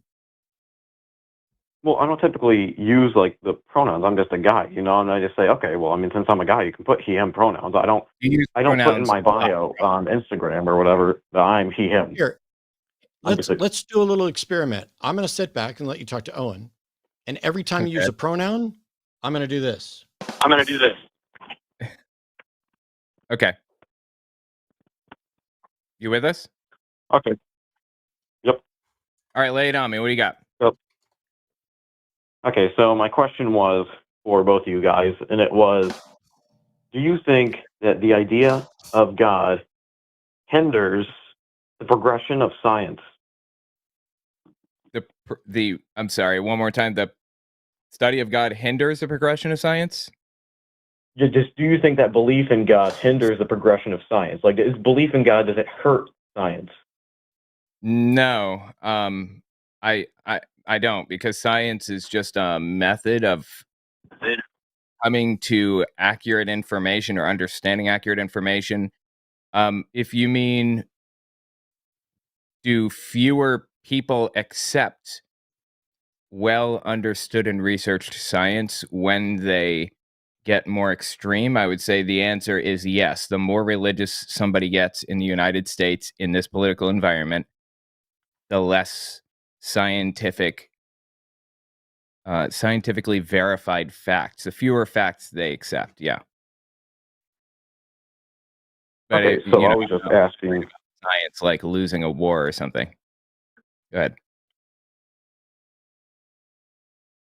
Okay, so I was just asking because do you think that like a Christian can be a scientist and do just as good science as an atheist, and like use that method to do things just as good as an atheist could? Yes. In some sciences, for sure. Yeah, so one thing I think is interesting about this, and one thing I would have raised to object if you guys would have said otherwise, which I'm glad that you did. I'm glad that we found something that we agree with, and that is that the founders of modern science have been Christian. Like, people who are typically brought up in this conversation, people like Isaac Newton, and even Albert Einstein, who was an atheist. He wasn't a Christian, but he wasn't, I'm pretty sure he ended up believing in like Spinoza as God or whatever. So something I think is interesting is that their science did not lead them to atheism. Okay. Go ahead, Matt. So Albert Einstein didn't believe in any sort of personal God and said that he believed in Spinoza's God, which is basically nature as a euphemism. But so the issue here isn't that doing science is necessarily in conflict with every religious view, but there are some religious views that are absolutely in opposition to scientific inquiry and scientific findings. People have to put their beliefs aside to do good science, and many Christians do put their beliefs aside. There are is it the head of the Genome Project or something that famously is like a Christian? I don't remember. Yeah. It's Francis Collins, who used to be the former head of the Human Genome Project. He's a Christian. He has really bad reasons for being a Christian, not the least of which is that he went out for a bicycle ride, saw a waterfall frozen into 3 pillars that reminded him of the Trinity, and that's what convinced him that God exists. Now, his science on the Human Genome Project is, as far as I'm aware, regarded as acceptable to exemplary, but his conclusions about a God aren't the result of science. So some people are able to separate their religion from other things better than other people are. Yeah, and one thing that I noticed, you guys. Sorry, am I good? Go ahead. Yeah, go ahead. I'm just marking the pronouns. Every time you use a pronoun, I'm hitting a rim shot because you said you don't really use pronouns, and I'm showing you that you're wrong. No. Okay. Well, that was stupid. No. Listen, that's not what I meant. I didn't mean that I don't say pronouns. I meant that I don't use them in my bio. I don't say, hi, I'm he, him, Caleb. I think it's just assumed if someone were to see me or whatever, or see a picture of me on, for example, a social media, they would know that I am a guy. I don't see the need to use pronouns before or after a name, is what I'm saying. Yeah, see, here's the thing, Caleb. The name is male or female. Caleb, The reason we're asking you for your preferred pronouns is a considerate move, because we can't see you and we don't want to judge you based on what we think your voice might sound like, because some people who would prefer she, her pronouns or he, him pronouns may have a voice that doesn't match what a lot of people would assume, or they may have a name that doesn't match what a lot of people assume. And so rather than dictating what people should do, we say, what are your preferred pronouns? And you can either say, I prefer he, him, he, they, she, her, she, they, them, or I don't have a preference. But when you say you're a biological male, and then when we point out the problem here, and you come in to parade your fucking privilege and ignorance about how you think people will just figure out what to call you, congratulations.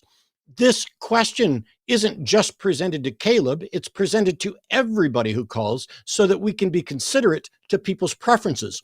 Why are you okay with being a prick to people? Yeah, we're just not being shitheads is all. Like, we're just trying not to be shitheads. You know? We just don't want to be shitheads. Okay, so this, can we get back to the reason I called? And I know that you're No, probably you going can to give an answer my explanation. Well, no, question. we want to. You can answer my question. Here we are trying to be considerate, and you're advocate being a prick. Why? Well, I don't think you seem to be referencing when you say like someone might have a different name or whatever, and their voice might not, like it might not match what you're saying. So if you're saying like people can decide their gender or whatever, I would have to disagree with that. Okay, so answer my question. Why are you okay with being a prick to people? What is your definition of being a prick? My definition of being a prick in this instance is objecting to the normative use of words that are attempted to be used in consideration and dismissing all of the people based on your assumption that we're only worried about or concerned about a particular subgroup of people who you don't think should have equal rights, who you don't think should be allowed to govern their own life. That is what I think being a prick is, just like you. So instead of trying to do your, I'm a biological male, people can tell what I am by looking at you. No, we can't tell what you are by looking at you, but I can tell what you are by listening to you. You're a prick. Can I change my DNA and chromosomes? No, I can't. And since truth No. is, and by the way, here, Caleb, is any trans person claiming they can change their DNA or chromosomes? No, but I'm saying if you're... No, don't put a fucking butt. Don't you dare put a fucking butt in there. When I ask the question that exposes that you're a fucking bigoted prick, you don't get to put a butt in there.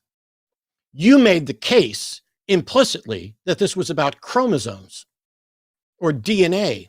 Can I change my DNA? Can I change my chromosomes? No, not currently, and neither can anybody else, nor is anybody claiming to. So you're already misrepresenting the trans community and everything about transness because you're an ignorant, bigoted prick. Now, would you like to stop being an ignorant, bigoted prick? That's a yes or no question. I call it hominem. Abusive ad hominem. That's what you're doing. You're attacking me rather than giving an actual argument. No, you little punk. I gave an argument and I belittled you. An ad hominem fallacy, which I'll educate you on right now, is when you say someone is wrong because they're an ignorant, bigoted prick. I said that you're wrong. Here's why you're wrong. And you're an ignorant, bigoted prick. That's not a fallacy. That's just an assessment of your character. Come at me again, bitch. I got them all. I know this shit backwards and forwards and 10 times better than you, you ignorant, bigoted prick. Come at me. So, look, how about this? Why don't you just tell us your pronouns, which ones you use, and then we'll get to the question. Which pronouns you prefer? He, him. I guess I'll say he, him. Yes, I'm a guy. Cool. He, him. I don't know why. Okay. Just tell that to the call screener next time. It's easy. Okay. So lay it on us. What you got? Okay, so trying to get back to it. So I asked you guys, I said if that would, sorry, let me try to remember it. That was just a big thing just happened here. So I was saying, do you think that the idea of God can hinder the progression of science? And you said no, and you started you guys are like talking about that for a second, and then no, you I didn't. responded, you mentioned the Human Genome Project. Caleb, that's not what you said. I want to make a quick distinction. You asked if we thought religion impedes science, not can it impede science? Because I'm of the opinion that religious views can, but don't necessarily impede science. Is that clear? Yeah, okay, sorry, I didn't say it exactly. Wasn't Well, trying to misrepresent precision anybody. matters. Precision matters. Okay. Anyway, so what I was saying though, so you mentioned, so the last thing that you said about the Human Genome Project or whatever, so you're talking about putting beliefs aside. You mentioned something, I don't know, it wasn't like a whole thing. You said something like, yeah, putting their beliefs aside. So I don't think that Christians specifically, because you could say religion, but religion is such a vague word because there's so many religions. Some religions might view evidence differently and they might view faith differently. But like for Christianity, I don't think you have to put your faith aside. I think Caleb, that your faith and science why can go are you together. arguing against Caleb? Why are you arguing against shit we didn't say? You asked, this is why precision matters. You asked, do we think religion impedes science? And while we acknowledge that it can, we acknowledge that it doesn't necessarily. We didn't merely address Christianity, we addressed religion. The only time Christianity came up that I recall is when we talked about Francis Collins in particular, who we acknowledge was doing good science despite the fact that he's a Christian. But we also, Owen brought up that there are Christians and versions of Christianity that would impede someone from doing science. For example, Owen, you ready? Jehovah's Witnesses? Oh yeah. There are all kinds of things that they would absolutely refuse to study or talk about or anything at all. They cannot be proper geologists. They cannot be proper biologists or any of that. They just can't. But not because they're not intelligent enough, but because they refuse to accept facts of the universe. Like And what would evolution. those facts of the universe be? Okay, well, let me lay one down. Evolution is a fact.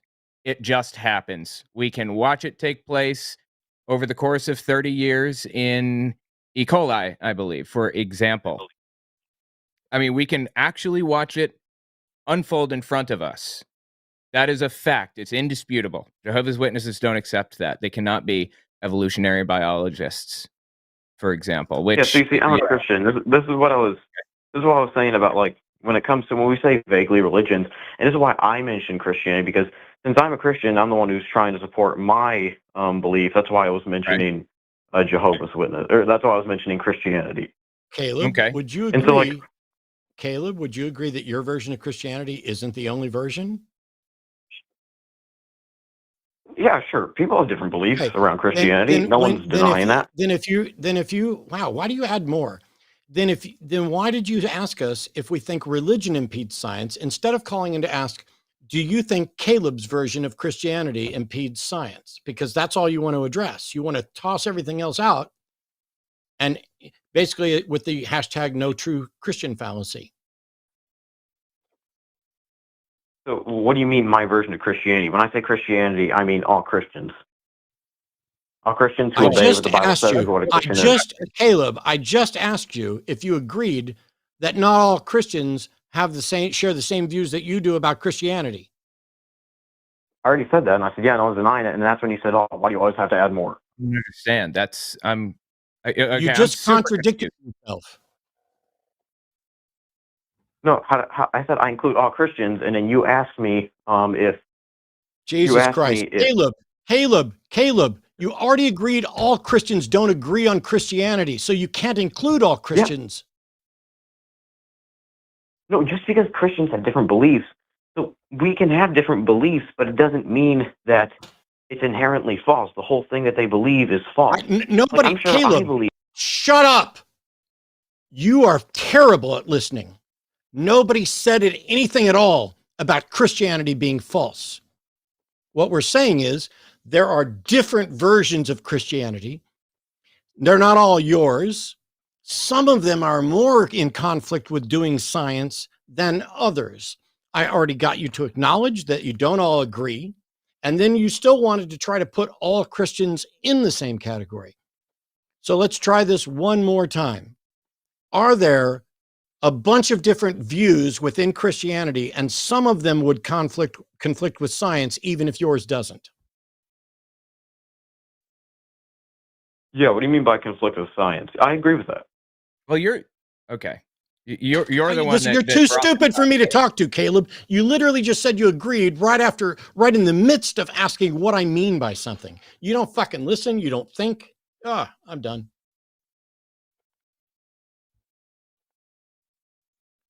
I'm not done here, Owen. You can okay. continue. Okay. I just have, all right. I have nothing else of interest from the guy that doesn't listen or think. All right, I'll tell you what, Caleb. Here's the answer to your question. I believe that many denominations of Christianity need to be set aside if you want to do proper science. And I think that they do that all the time. So does that answer your question? Yeah, and so like when you say one that goes against science, you'd be talking about like maybe what people like Ken Ham, the beliefs that he holds compared to some other beliefs, like maybe for example, Hugh Ross, who would view the Earth as millions of years old, which would be more in the loop with modern science. I mean, I think that like Ken Ham is an example of what I'm referring to, but yeah, I mean, there are a lot of Christian beliefs that need to be set aside to do proper science. Yeah, and can I say something about when you mentioned evolution a little bit earlier as a fact? Because I mean, I'm not an evolutionist. Okay. All right, go ahead. Yeah. So what do you got?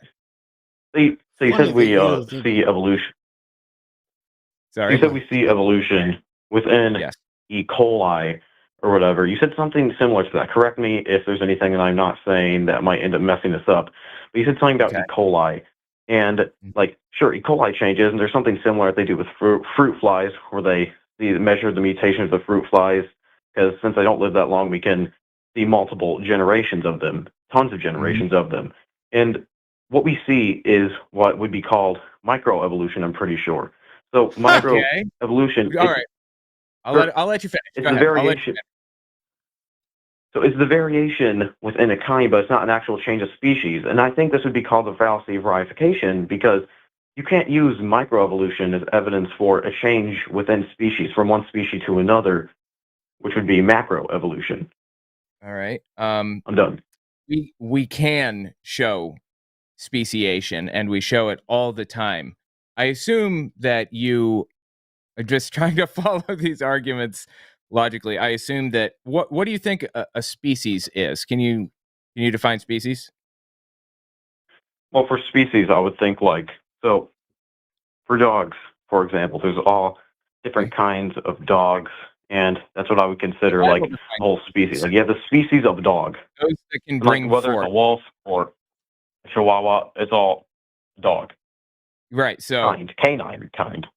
Okay, no, kind and species. I don't know what a kind is, but a species is two animals that can bring forth, as the Bible says, right? They're animals that can breed. Now, we have watched this happen. We watch speciation events. They happen all the time.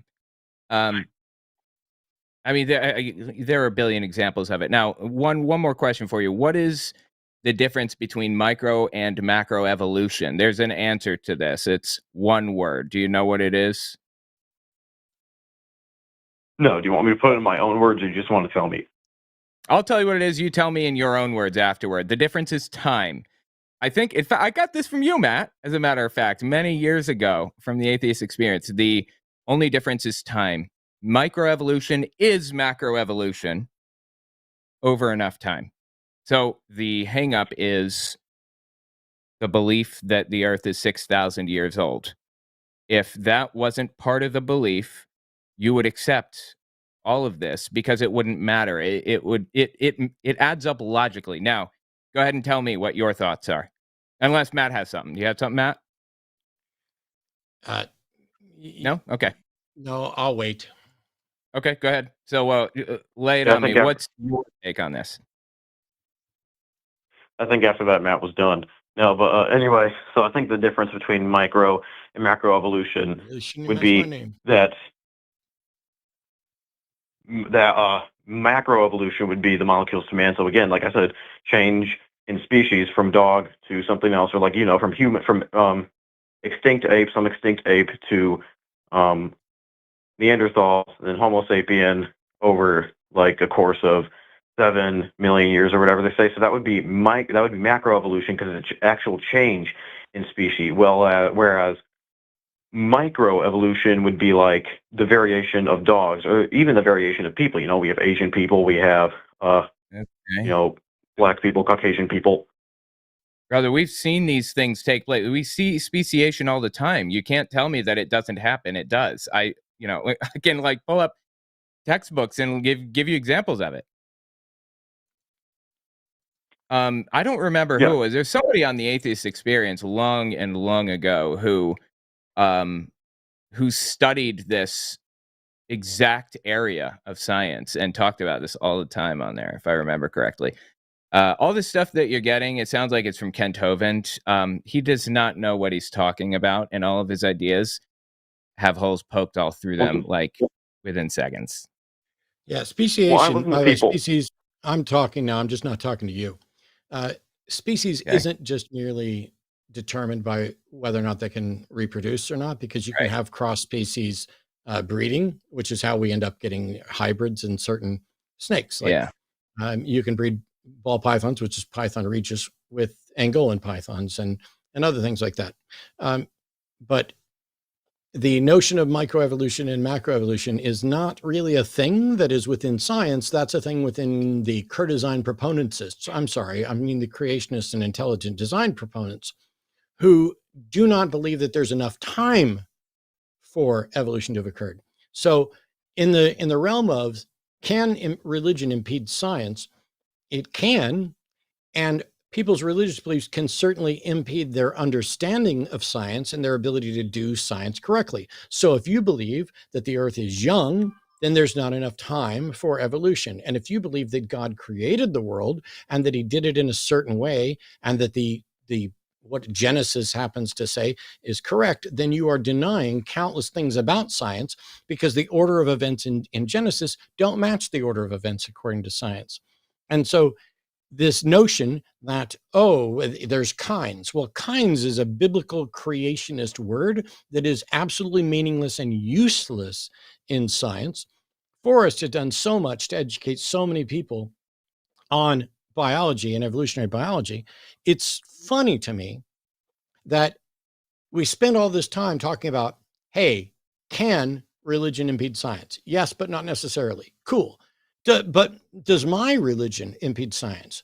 No, maybe not. Who knows? Is it preventing anything? Jehovah's Witnesses aren't going to be able to do blood transfusions. Some people aren't going to be able to be doctors and do certain procedures. If you count medical science as science, then both your understanding and ability to do medical science is impaired by this. And if you take, I'm a young earth creationist, or I'm an old earth creationist, or I'm a day age creationist, you are already denying any number of facts, about observed facts about biology and cosmology and all kinds of things.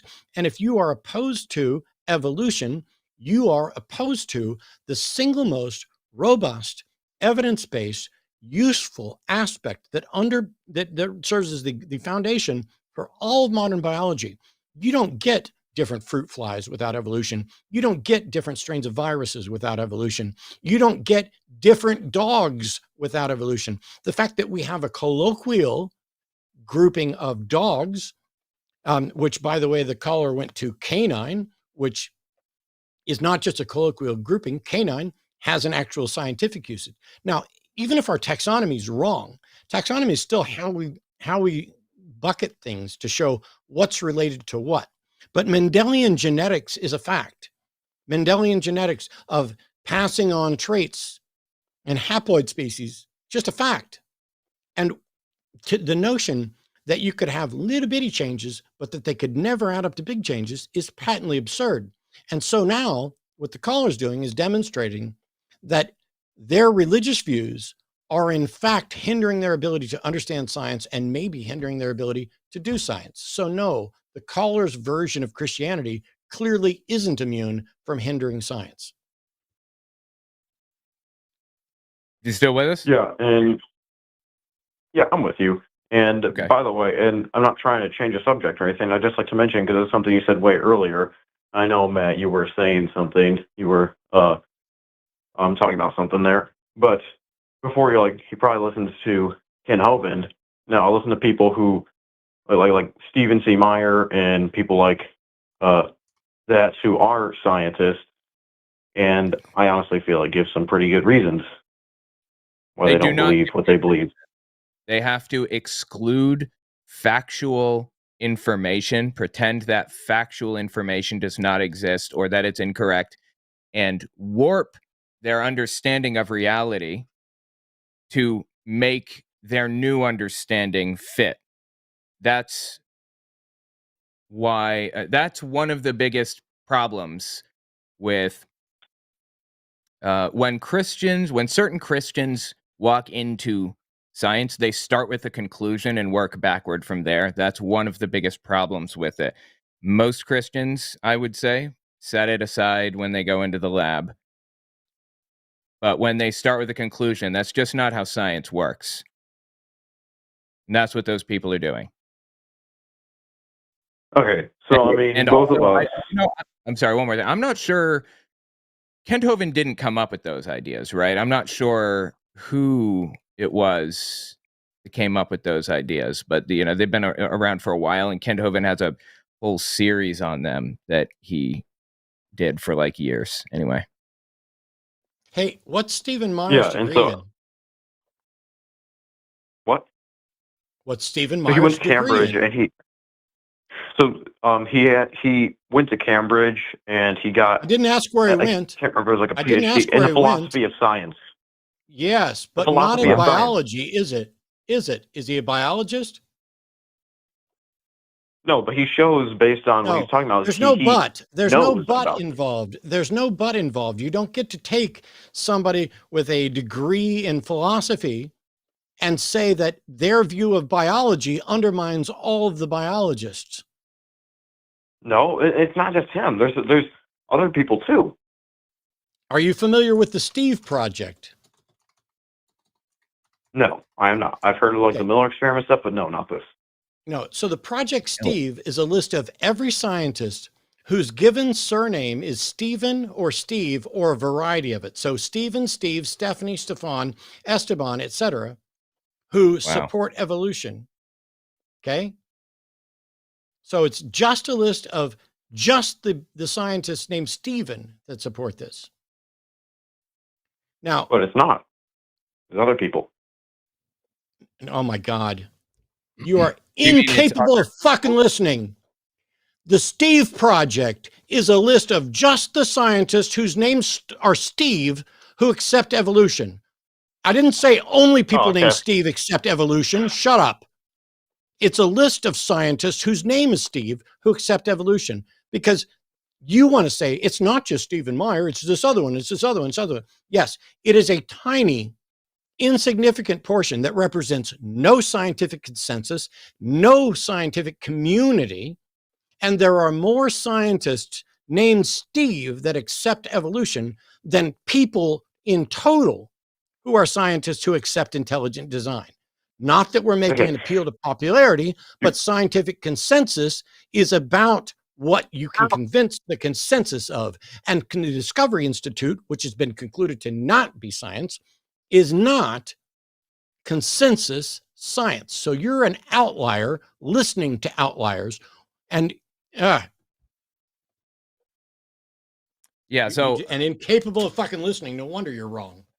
All right. So the things that you've heard these people say, they're incorrect. These people are incorrect, and all of the entire scientific community recognizes that they are incorrect. And there are books that have been written not just debunking these people, but just on these subjects, leaving debunking out. No bias, no nothing. They just explain how these things work and give you solid examples of it.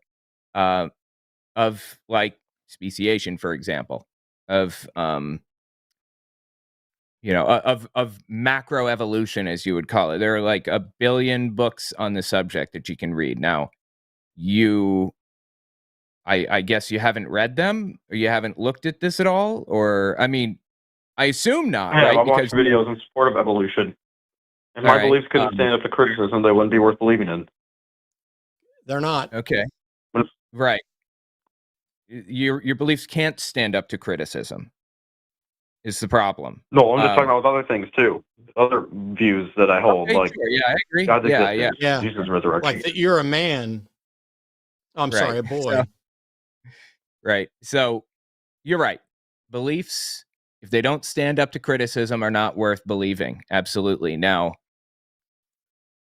I'm here to tell you that the beliefs that you're like laying down, they don't stand up to criticism. Like Stephen Meyer, you said is his name? Yeah, Stephen C. Meyer. He wrote a book called Return of the God Hypothesis and a bunch of other ones on the subject. I use just one example, one person I mentioned. Okay, the beliefs that he's espousing are incorrect, and nobody in the scientific community agrees with them. And there are entire books written on the subject that debunk them.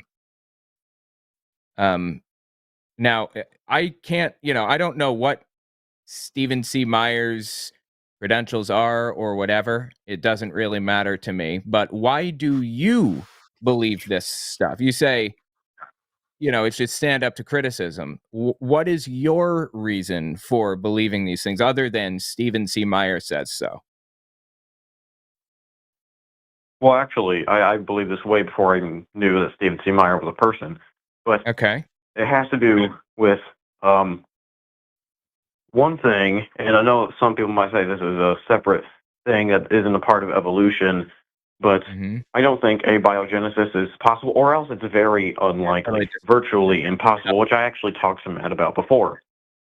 Right. And so that's one of the reasons, because we can't get disconnected, unrelated to evolution entirely. But if you can't get the evolutionary car started, how can you drive it down the road? Doesn't matter. You don't have to know how a car works to know that it does work. Right. It's irrelevant. But it goes against the law of biogenesis. It doesn't go against any law at all. Abiogenesis is a reasoned inference that we have not confirmed how it happened, but we can definitely have already confirmed that it can happen in some sense or another. But your argument is, I just don't think it's possible. Well, congrats. You have no knowledge, no expertise, and no ability to assess that. And yet the scientists who do haven't come up with what the answer was for life on Earth, but that it is absolutely possible, and the building blocks of life are found outside of Earth as well. However unlikely you think it is, how did you determine that God, for which there's never been any demonstration to consider it an even viable candidate explanation, how did you conclude that God is more probable than abiogenesis? Yeah, this is such a big topic right here. So I think that the arguments that people like William Lane Craig give, which I would love to see you debate him someday.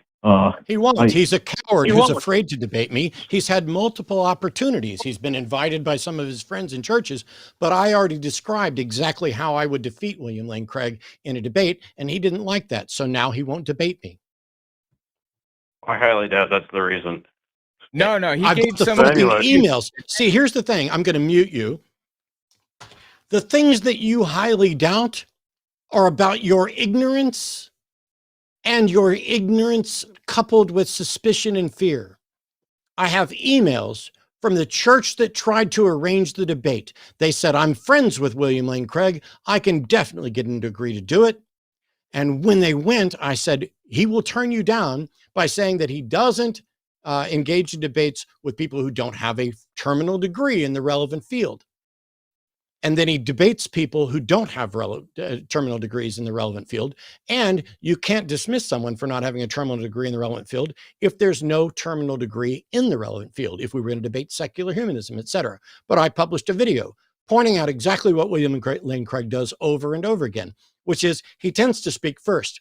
And most of his openings include, in order for my opponent to win, he must do A, B, C, and D. And I pointed out that no, as a matter of fact, the burden of proof on the claim that God exists is on the claimant.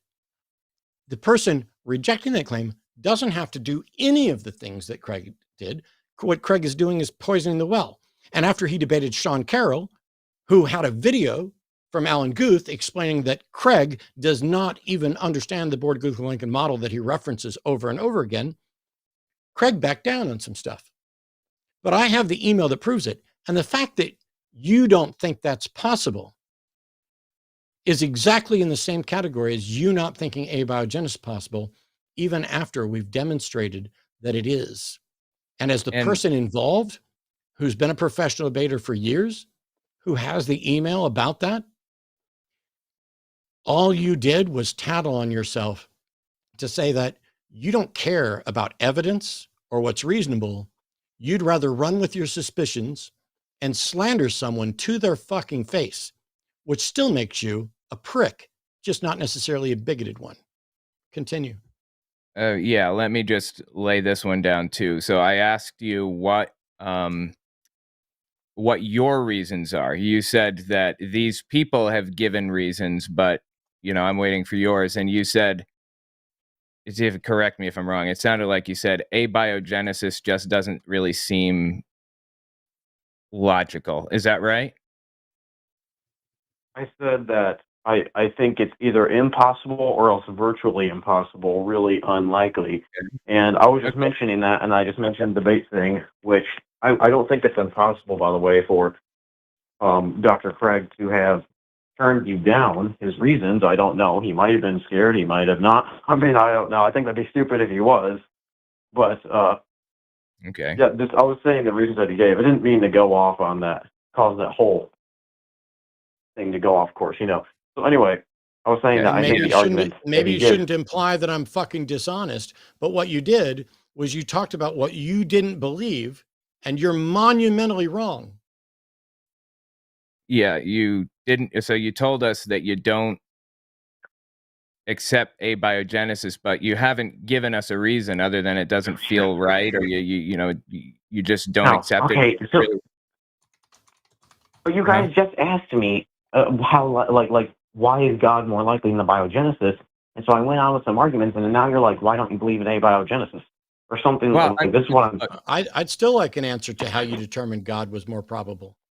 And my point behind it wasn't to say that abiogenesis is real or something. My point was that your reason for believing these things is that it feels right. It's not based in any kind of, like, you haven't given us any kind of scientific reasoning, anything for any of it. Like, whether it's abiogenesis, evolution, you're appealing to this guy, couple of guys, and you're saying it just feels. Then let me.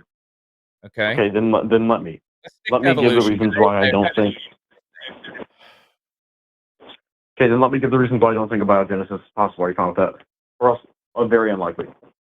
Go with evolution instead, because abiogenesis is complicated, and yeah, you don't need to hit it right now.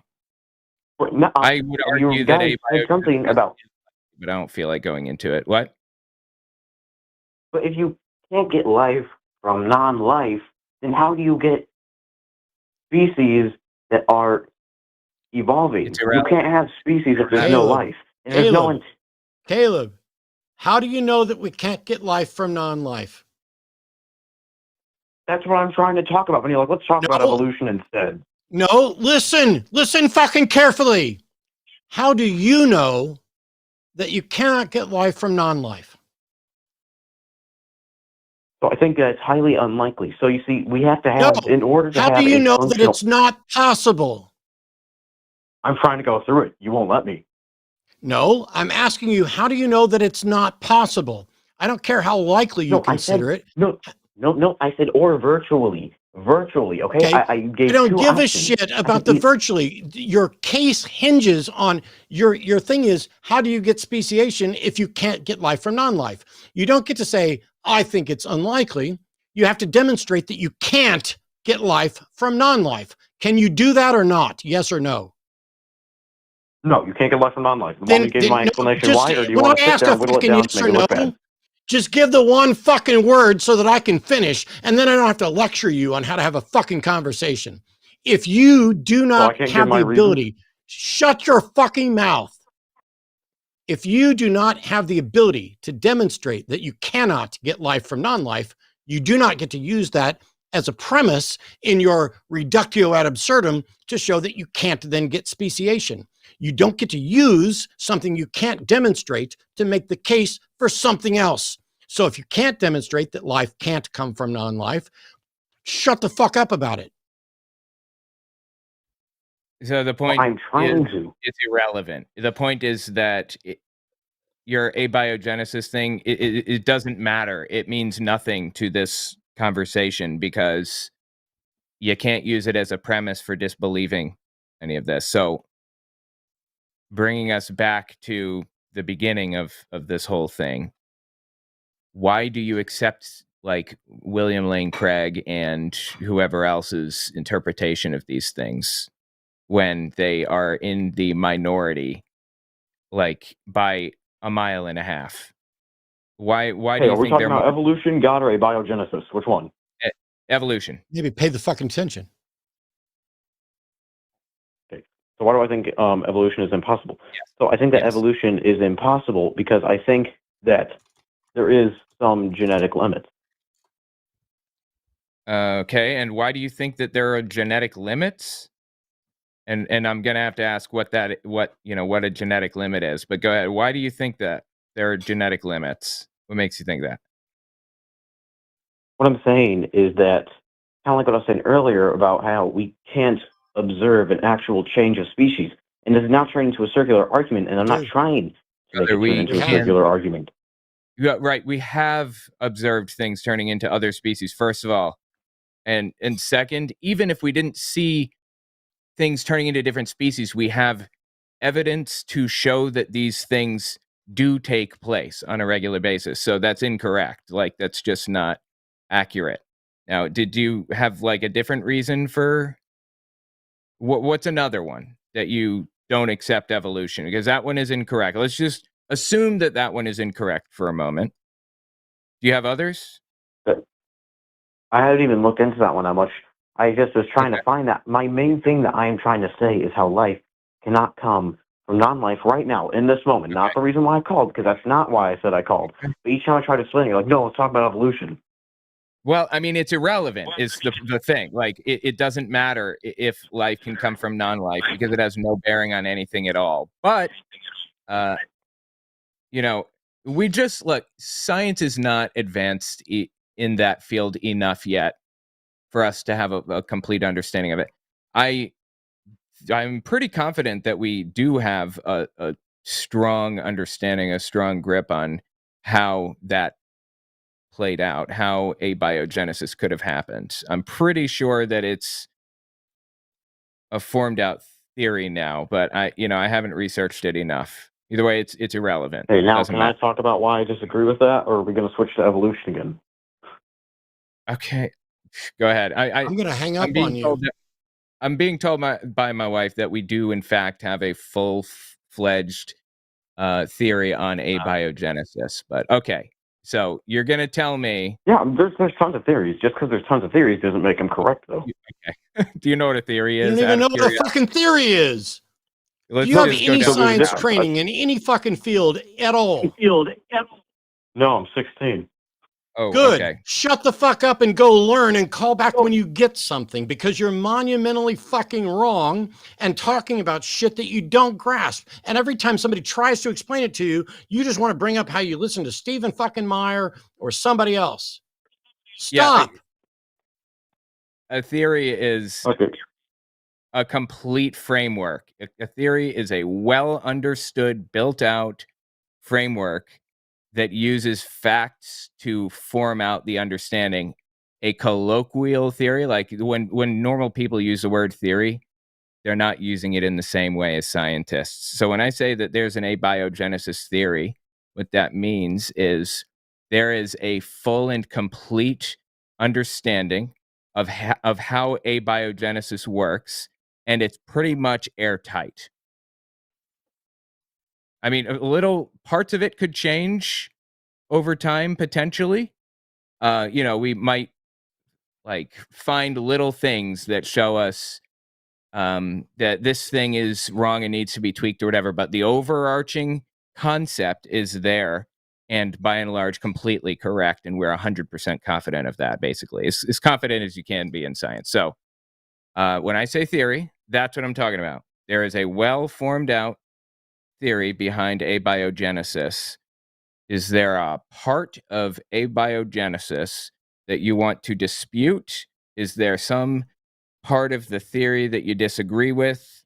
Is there, I mean, other than I just don't think it could happen, because scientists have studied it and acknowledged that it could in fact happen. And has. Oh, Okay, and you know what? so I'd like Sorry, to. you know what? I'll let you go. Okay, I'm sorry. I'll let you talk in just a second. One more thing.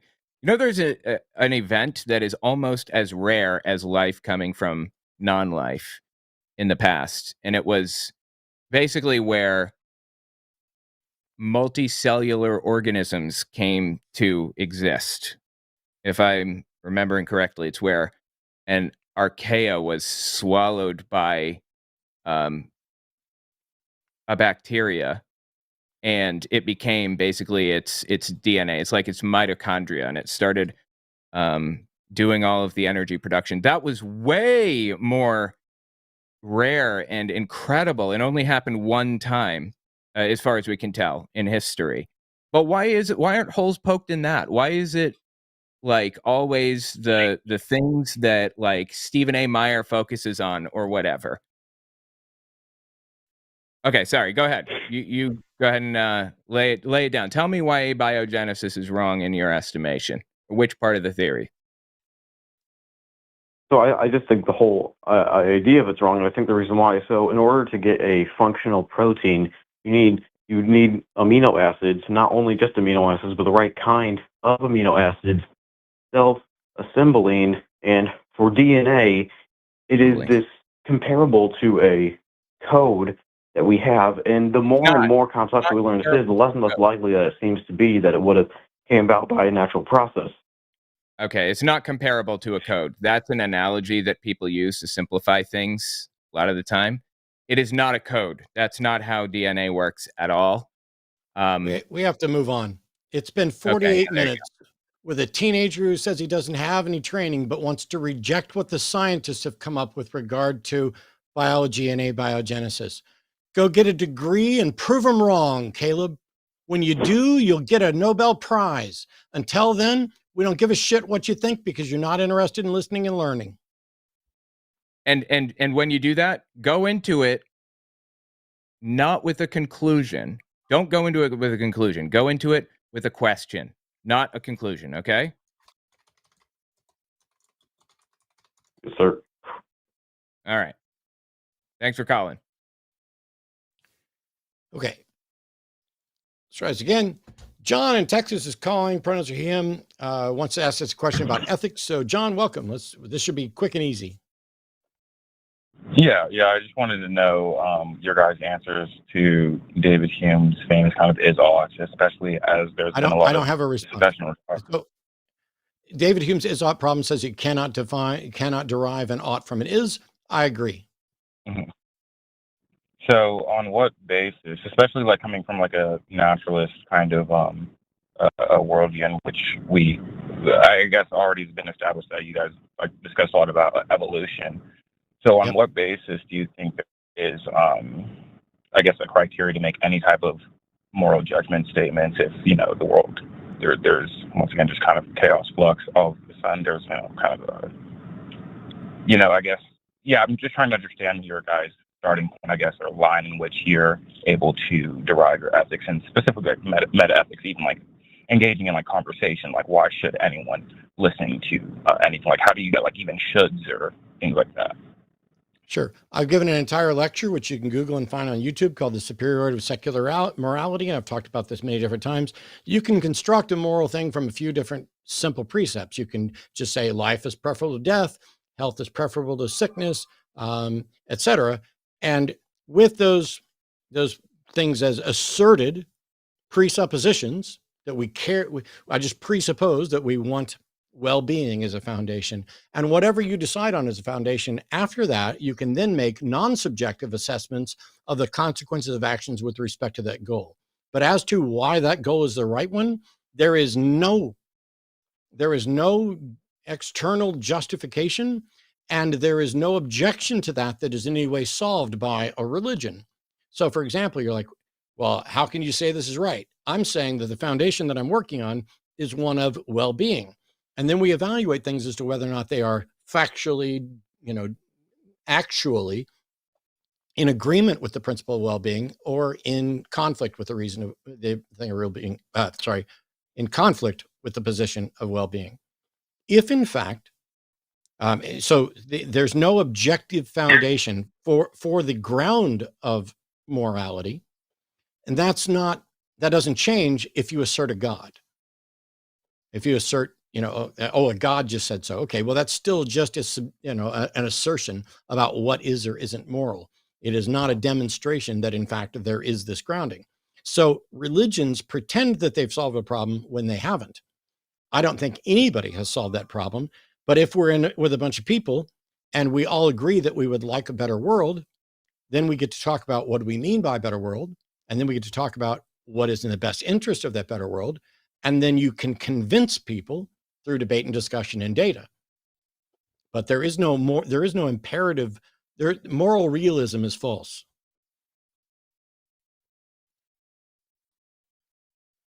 Okay, so I guess that's actually quite interesting. So then I have a quick follow up for that. As far as the starting point, I guess. So would you fall into like the kind of classical empiricist worldview in which we can only measure and study and things which are like empirically observable and things of that nature? Because I'm more so curious into, especially with like the discussion of evolution, of how like you even said, like assuming your life is preferable to death. So if we're assuming that evolution is geared towards life and things like that, and there's no like inherent direction towards objective truth, I think it seems to me that like a very shaky foundation in which survivability, right, reproducibility. I don't know what this has to do with what I said about morality. Now you've shifted from morality to what is your criteria for sound epistemology, which is a completely separate issue. So on an epistemology front, I'm a found-herentist. I am, to some extent, a methodological naturalist or a methodological empiricist. I'm not going to assert that nothing other than the natural world exists. I just don't have any way to investigate or explore beyond the natural world. But none of that has anything to do with what I just said, which is that I don't accept moral realism. Instead, you need some axiom. You can say, "Ooh, God is moral," and I'm going to say, "Oh, well-being is moral," as the foundation. That's it. Okay, interesting. Okay, yeah. Sorry, I wasn't trying to divert into a different talk. I was more so just trying to get a holistic understanding of a little bit of the epistemology, and then I guess a sense of the moral grounding. But I guess to clarify, so do you actually? That's perfectly fine. That's actually all the time. I'm not going to take up any more time with any follow-up questions for any further cool. discussion. I'd recommend looking up. Sure, I'd recommend looking up found-herentism. It's a conjunction between foundationalism and coherentism that was developed by Susan Hawk, who I'd love to have a conversation with sometime. But yeah, it's two different categories. And if you look for superiority of secular morality, you can find an entire 45-minute talk on my foundations personally on what I think about morality. Interesting. Okay. Interesting. Okay. Sounds good. Thank you. I'll pray for you for 3 days. Thank you. I don't need you to pray for me for 3 days. I don't need you to pray for me at all. I need you to think for yourself. Okay. Kevin's been on hold for 2 hours and 8 minutes. Kevin's calling from Japan, pronouns he, him. Hey, Kevin, your patience is far surpasses mine. Hello? Can you hear me? Yes. Okay, perfect. Sorry. I've just been listening to the calls. That last one with Caleb was frustrating, to say the least, especially as a former herpetologist and evolutionary biologist. Anywho. Right. So my question is, at what point does it become dishonest to not like disclose or be forthcoming about kind of leaving the faith?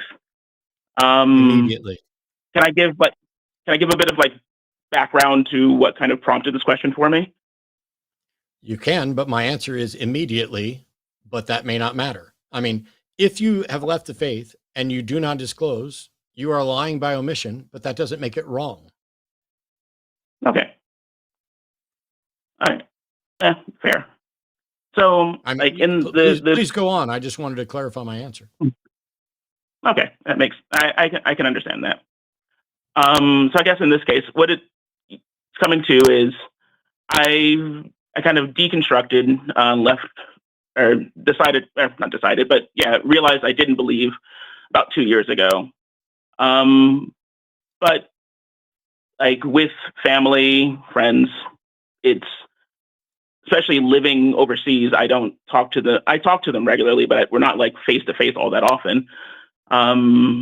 So yeah, just bringing up my beliefs is not a conversation that we necessarily need to be having every so often.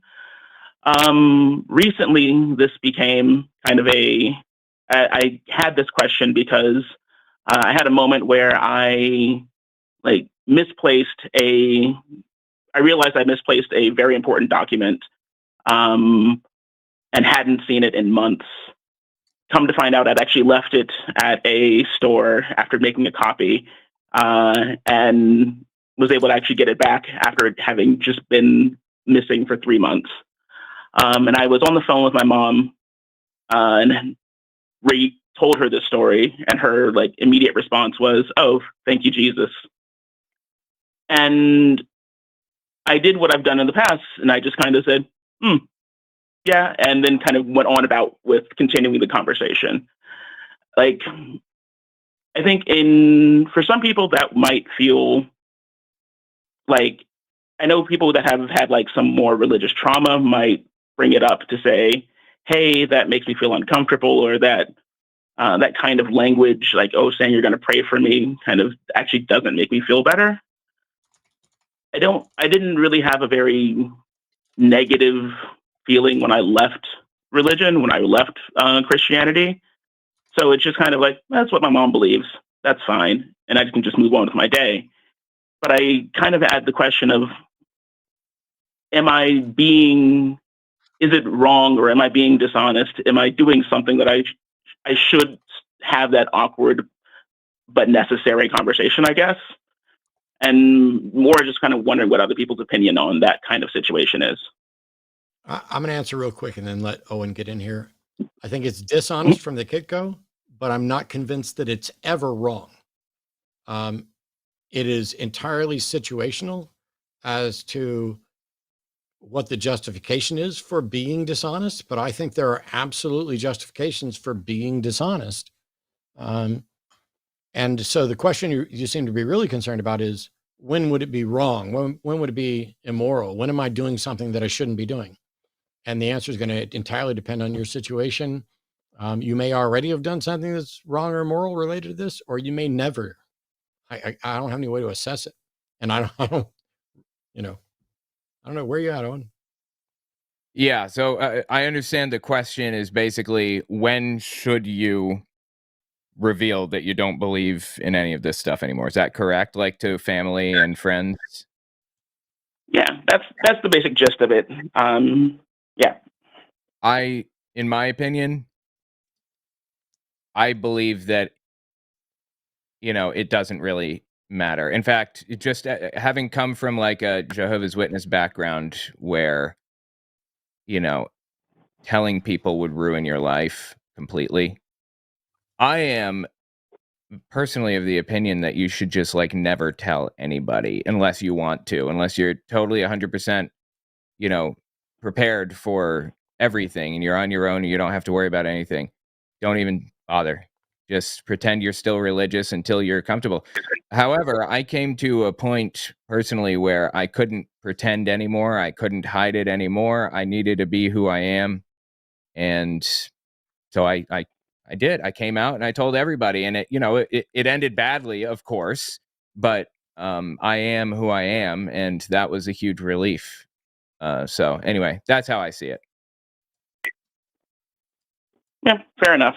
And I think, like I said, I think I do understand that, especially when there's the kind of issue of like religious trauma or the massive negative consequences that can come with kind of outing yourself to religious family.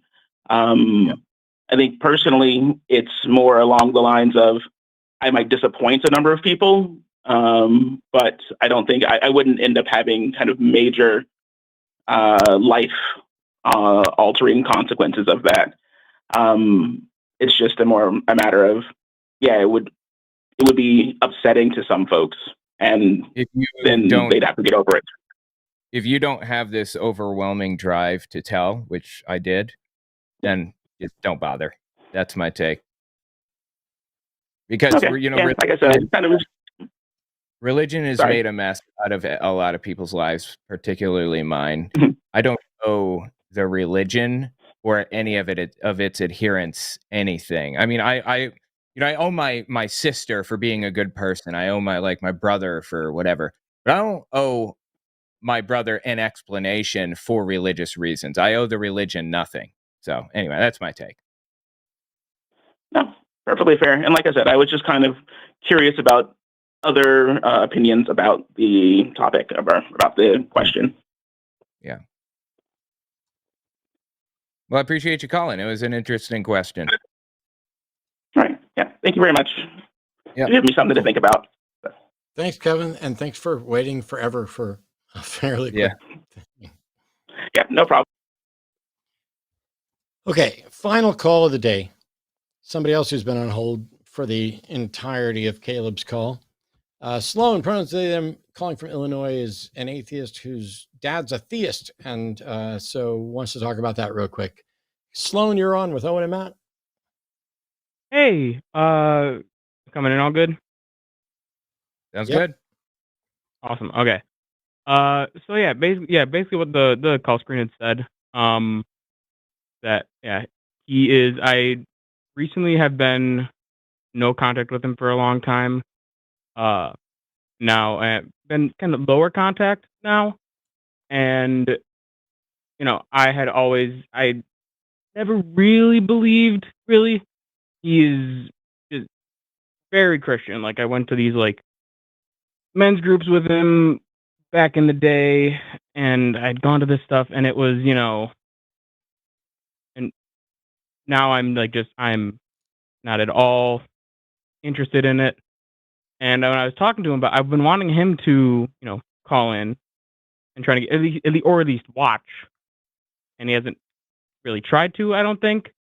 And I've been wanting to get him, so I think me talking to y'all and then showing this to him, and also just trying to talk with him about deconstruction. And also my question is, does deconstruction require non-belief still, or does that make sense? Yeah, no, it doesn't. I deconstructed from Jehovah's Witnesses. It wasn't long before I exited religion entirely, but I guess there was a period of time where I was just questioning that religion. You can deconstruct the religious, background, the religious understanding and beliefs without deconstructing all of it behind it. Although I always do kind of find it odd when people like my old boss break out of a high control group like Jehovah's Witnesses and then go to another. Like it's just kind of odd to me. But anyway, yeah, you don't have to deconstruct religion entirely. Okay. Yeah, that's like because I've been struggling to try to figure out a way to really, talk with him about anything like this. And yeah, just trying to figure out where the best, because for me personally, like he like won't say that he is of a religion. He just follows the Bible, and I'm sure I know y'all have heard that before, and it's like, well, that's no different than any other religion or any other religious person saying that.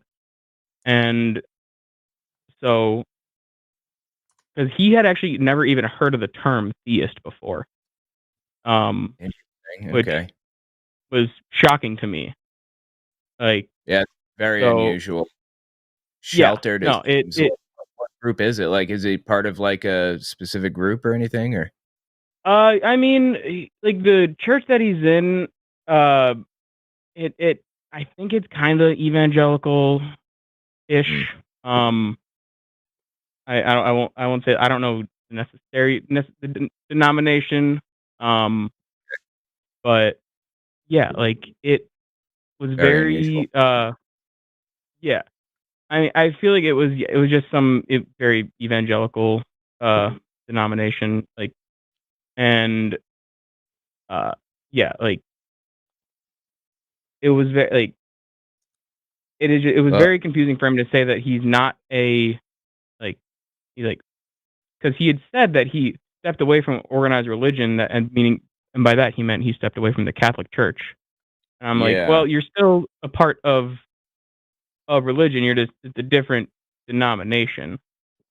Like, Well, maybe if he's kind of outside of the typical arguments like that, maybe it's an opportunity to kind of stick something in his ear, if you will, make him think about things without having all of the baggage that comes along with trying to deconstruct all of these, tired arguments that are provided every single time somebody's trying to exit.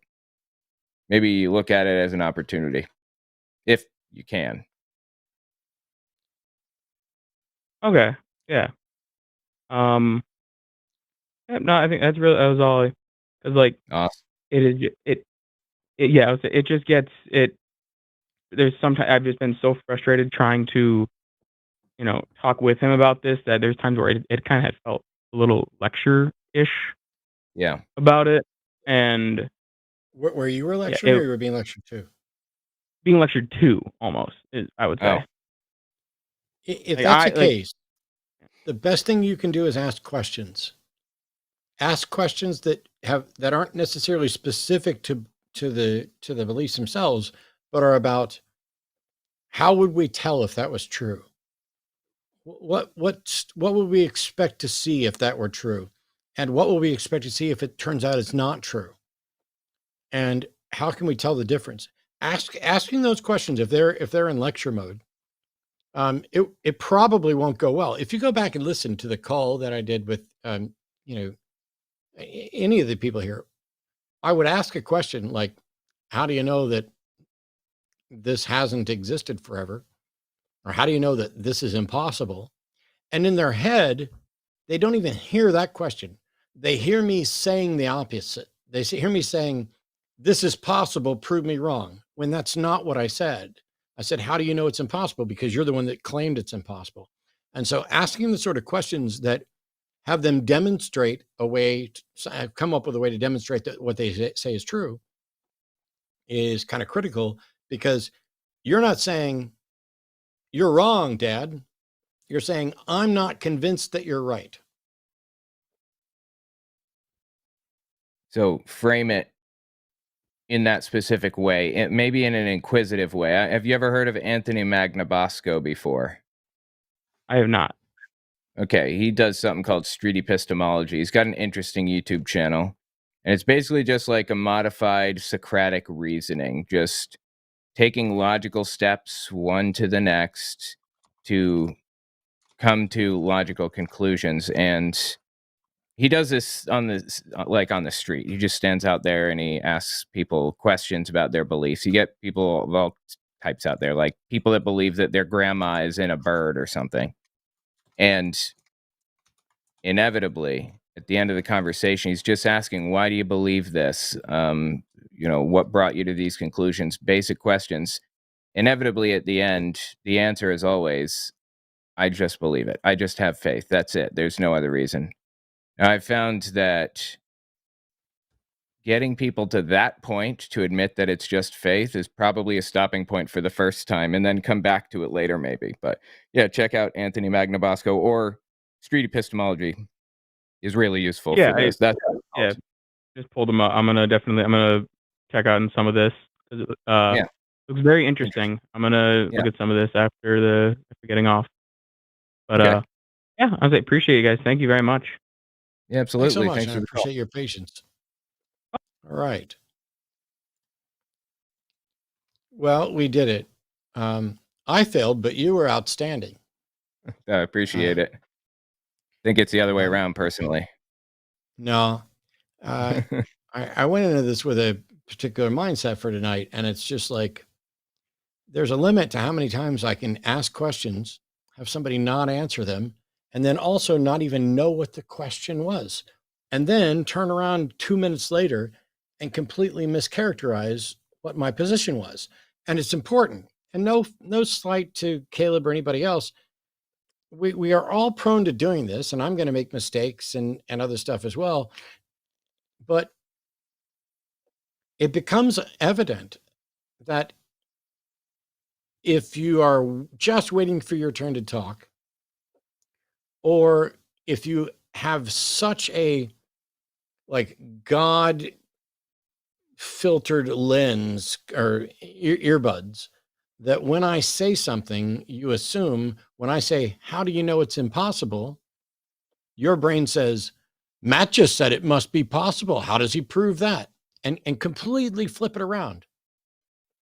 I don't understand why I can get somebody to acknowledge and answer, I don't know, and nobody knows. And then they can immediately assert the position that they just acknowledged that they don't know. It doesn't make sense to me. And I think it is the protective mechanisms around religion, which apologists are exploiting and apologists are making use of. They're just as, much a victim of this thinking as anybody else, but they're really good at taking the people who haven't bothered to study the science or the philosophy or any of those things, or who are, new to it, and saying, look, here's a question atheists can't answer. Where do you get your morals from? Cool. Where do you get your morals from? Oh, I get mine from God. How do you know? How do you know that you got anything from God? I'm not aware of any God saying anything to anyone. I've heard plenty of claims about gods, but even if I thought that it came from God, what makes what God says right? So when it comes to like things like morals or anything else, I have no reason to think that a God has said anything.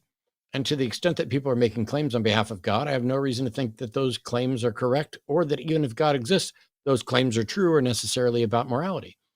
If what I'm convinced is moral, for example, that it is immoral to own another person as property, that's in conflict with what the Bible says. At no point does the Bible say it is immoral to own someone's property. Instead, the Bible says it is permissible and that you should, buy your slaves from the heathen that surround you. It is strange to me to, I guess, listen to and watch people think right up to the point where they would have to fall off the cliff and then teleport a mile away from the cliff as if they weren't just standing there. That's how it feels in a lot of the discussions. And, my frustration was pretty high at some point, and yet overall I liked it. But in any case, thank you to Owen for being on here and putting up with me tonight. And thank you to Arden for producing, and Stephanie for call screening, and to everybody in there who's moderating and talking and engaging in chat. There are a bunch of shows here on the Line Network, including Skeptalk tomorrow. And you can like and subscribe. You can join. You can go to patreon.com/calltheline to support us. And also you can go to linemerch.com. And one thing I haven't said this entire show that I should have said, and Jimmy will kick my ass for not saying it enough, is the Line has a podcast starting tomorrow.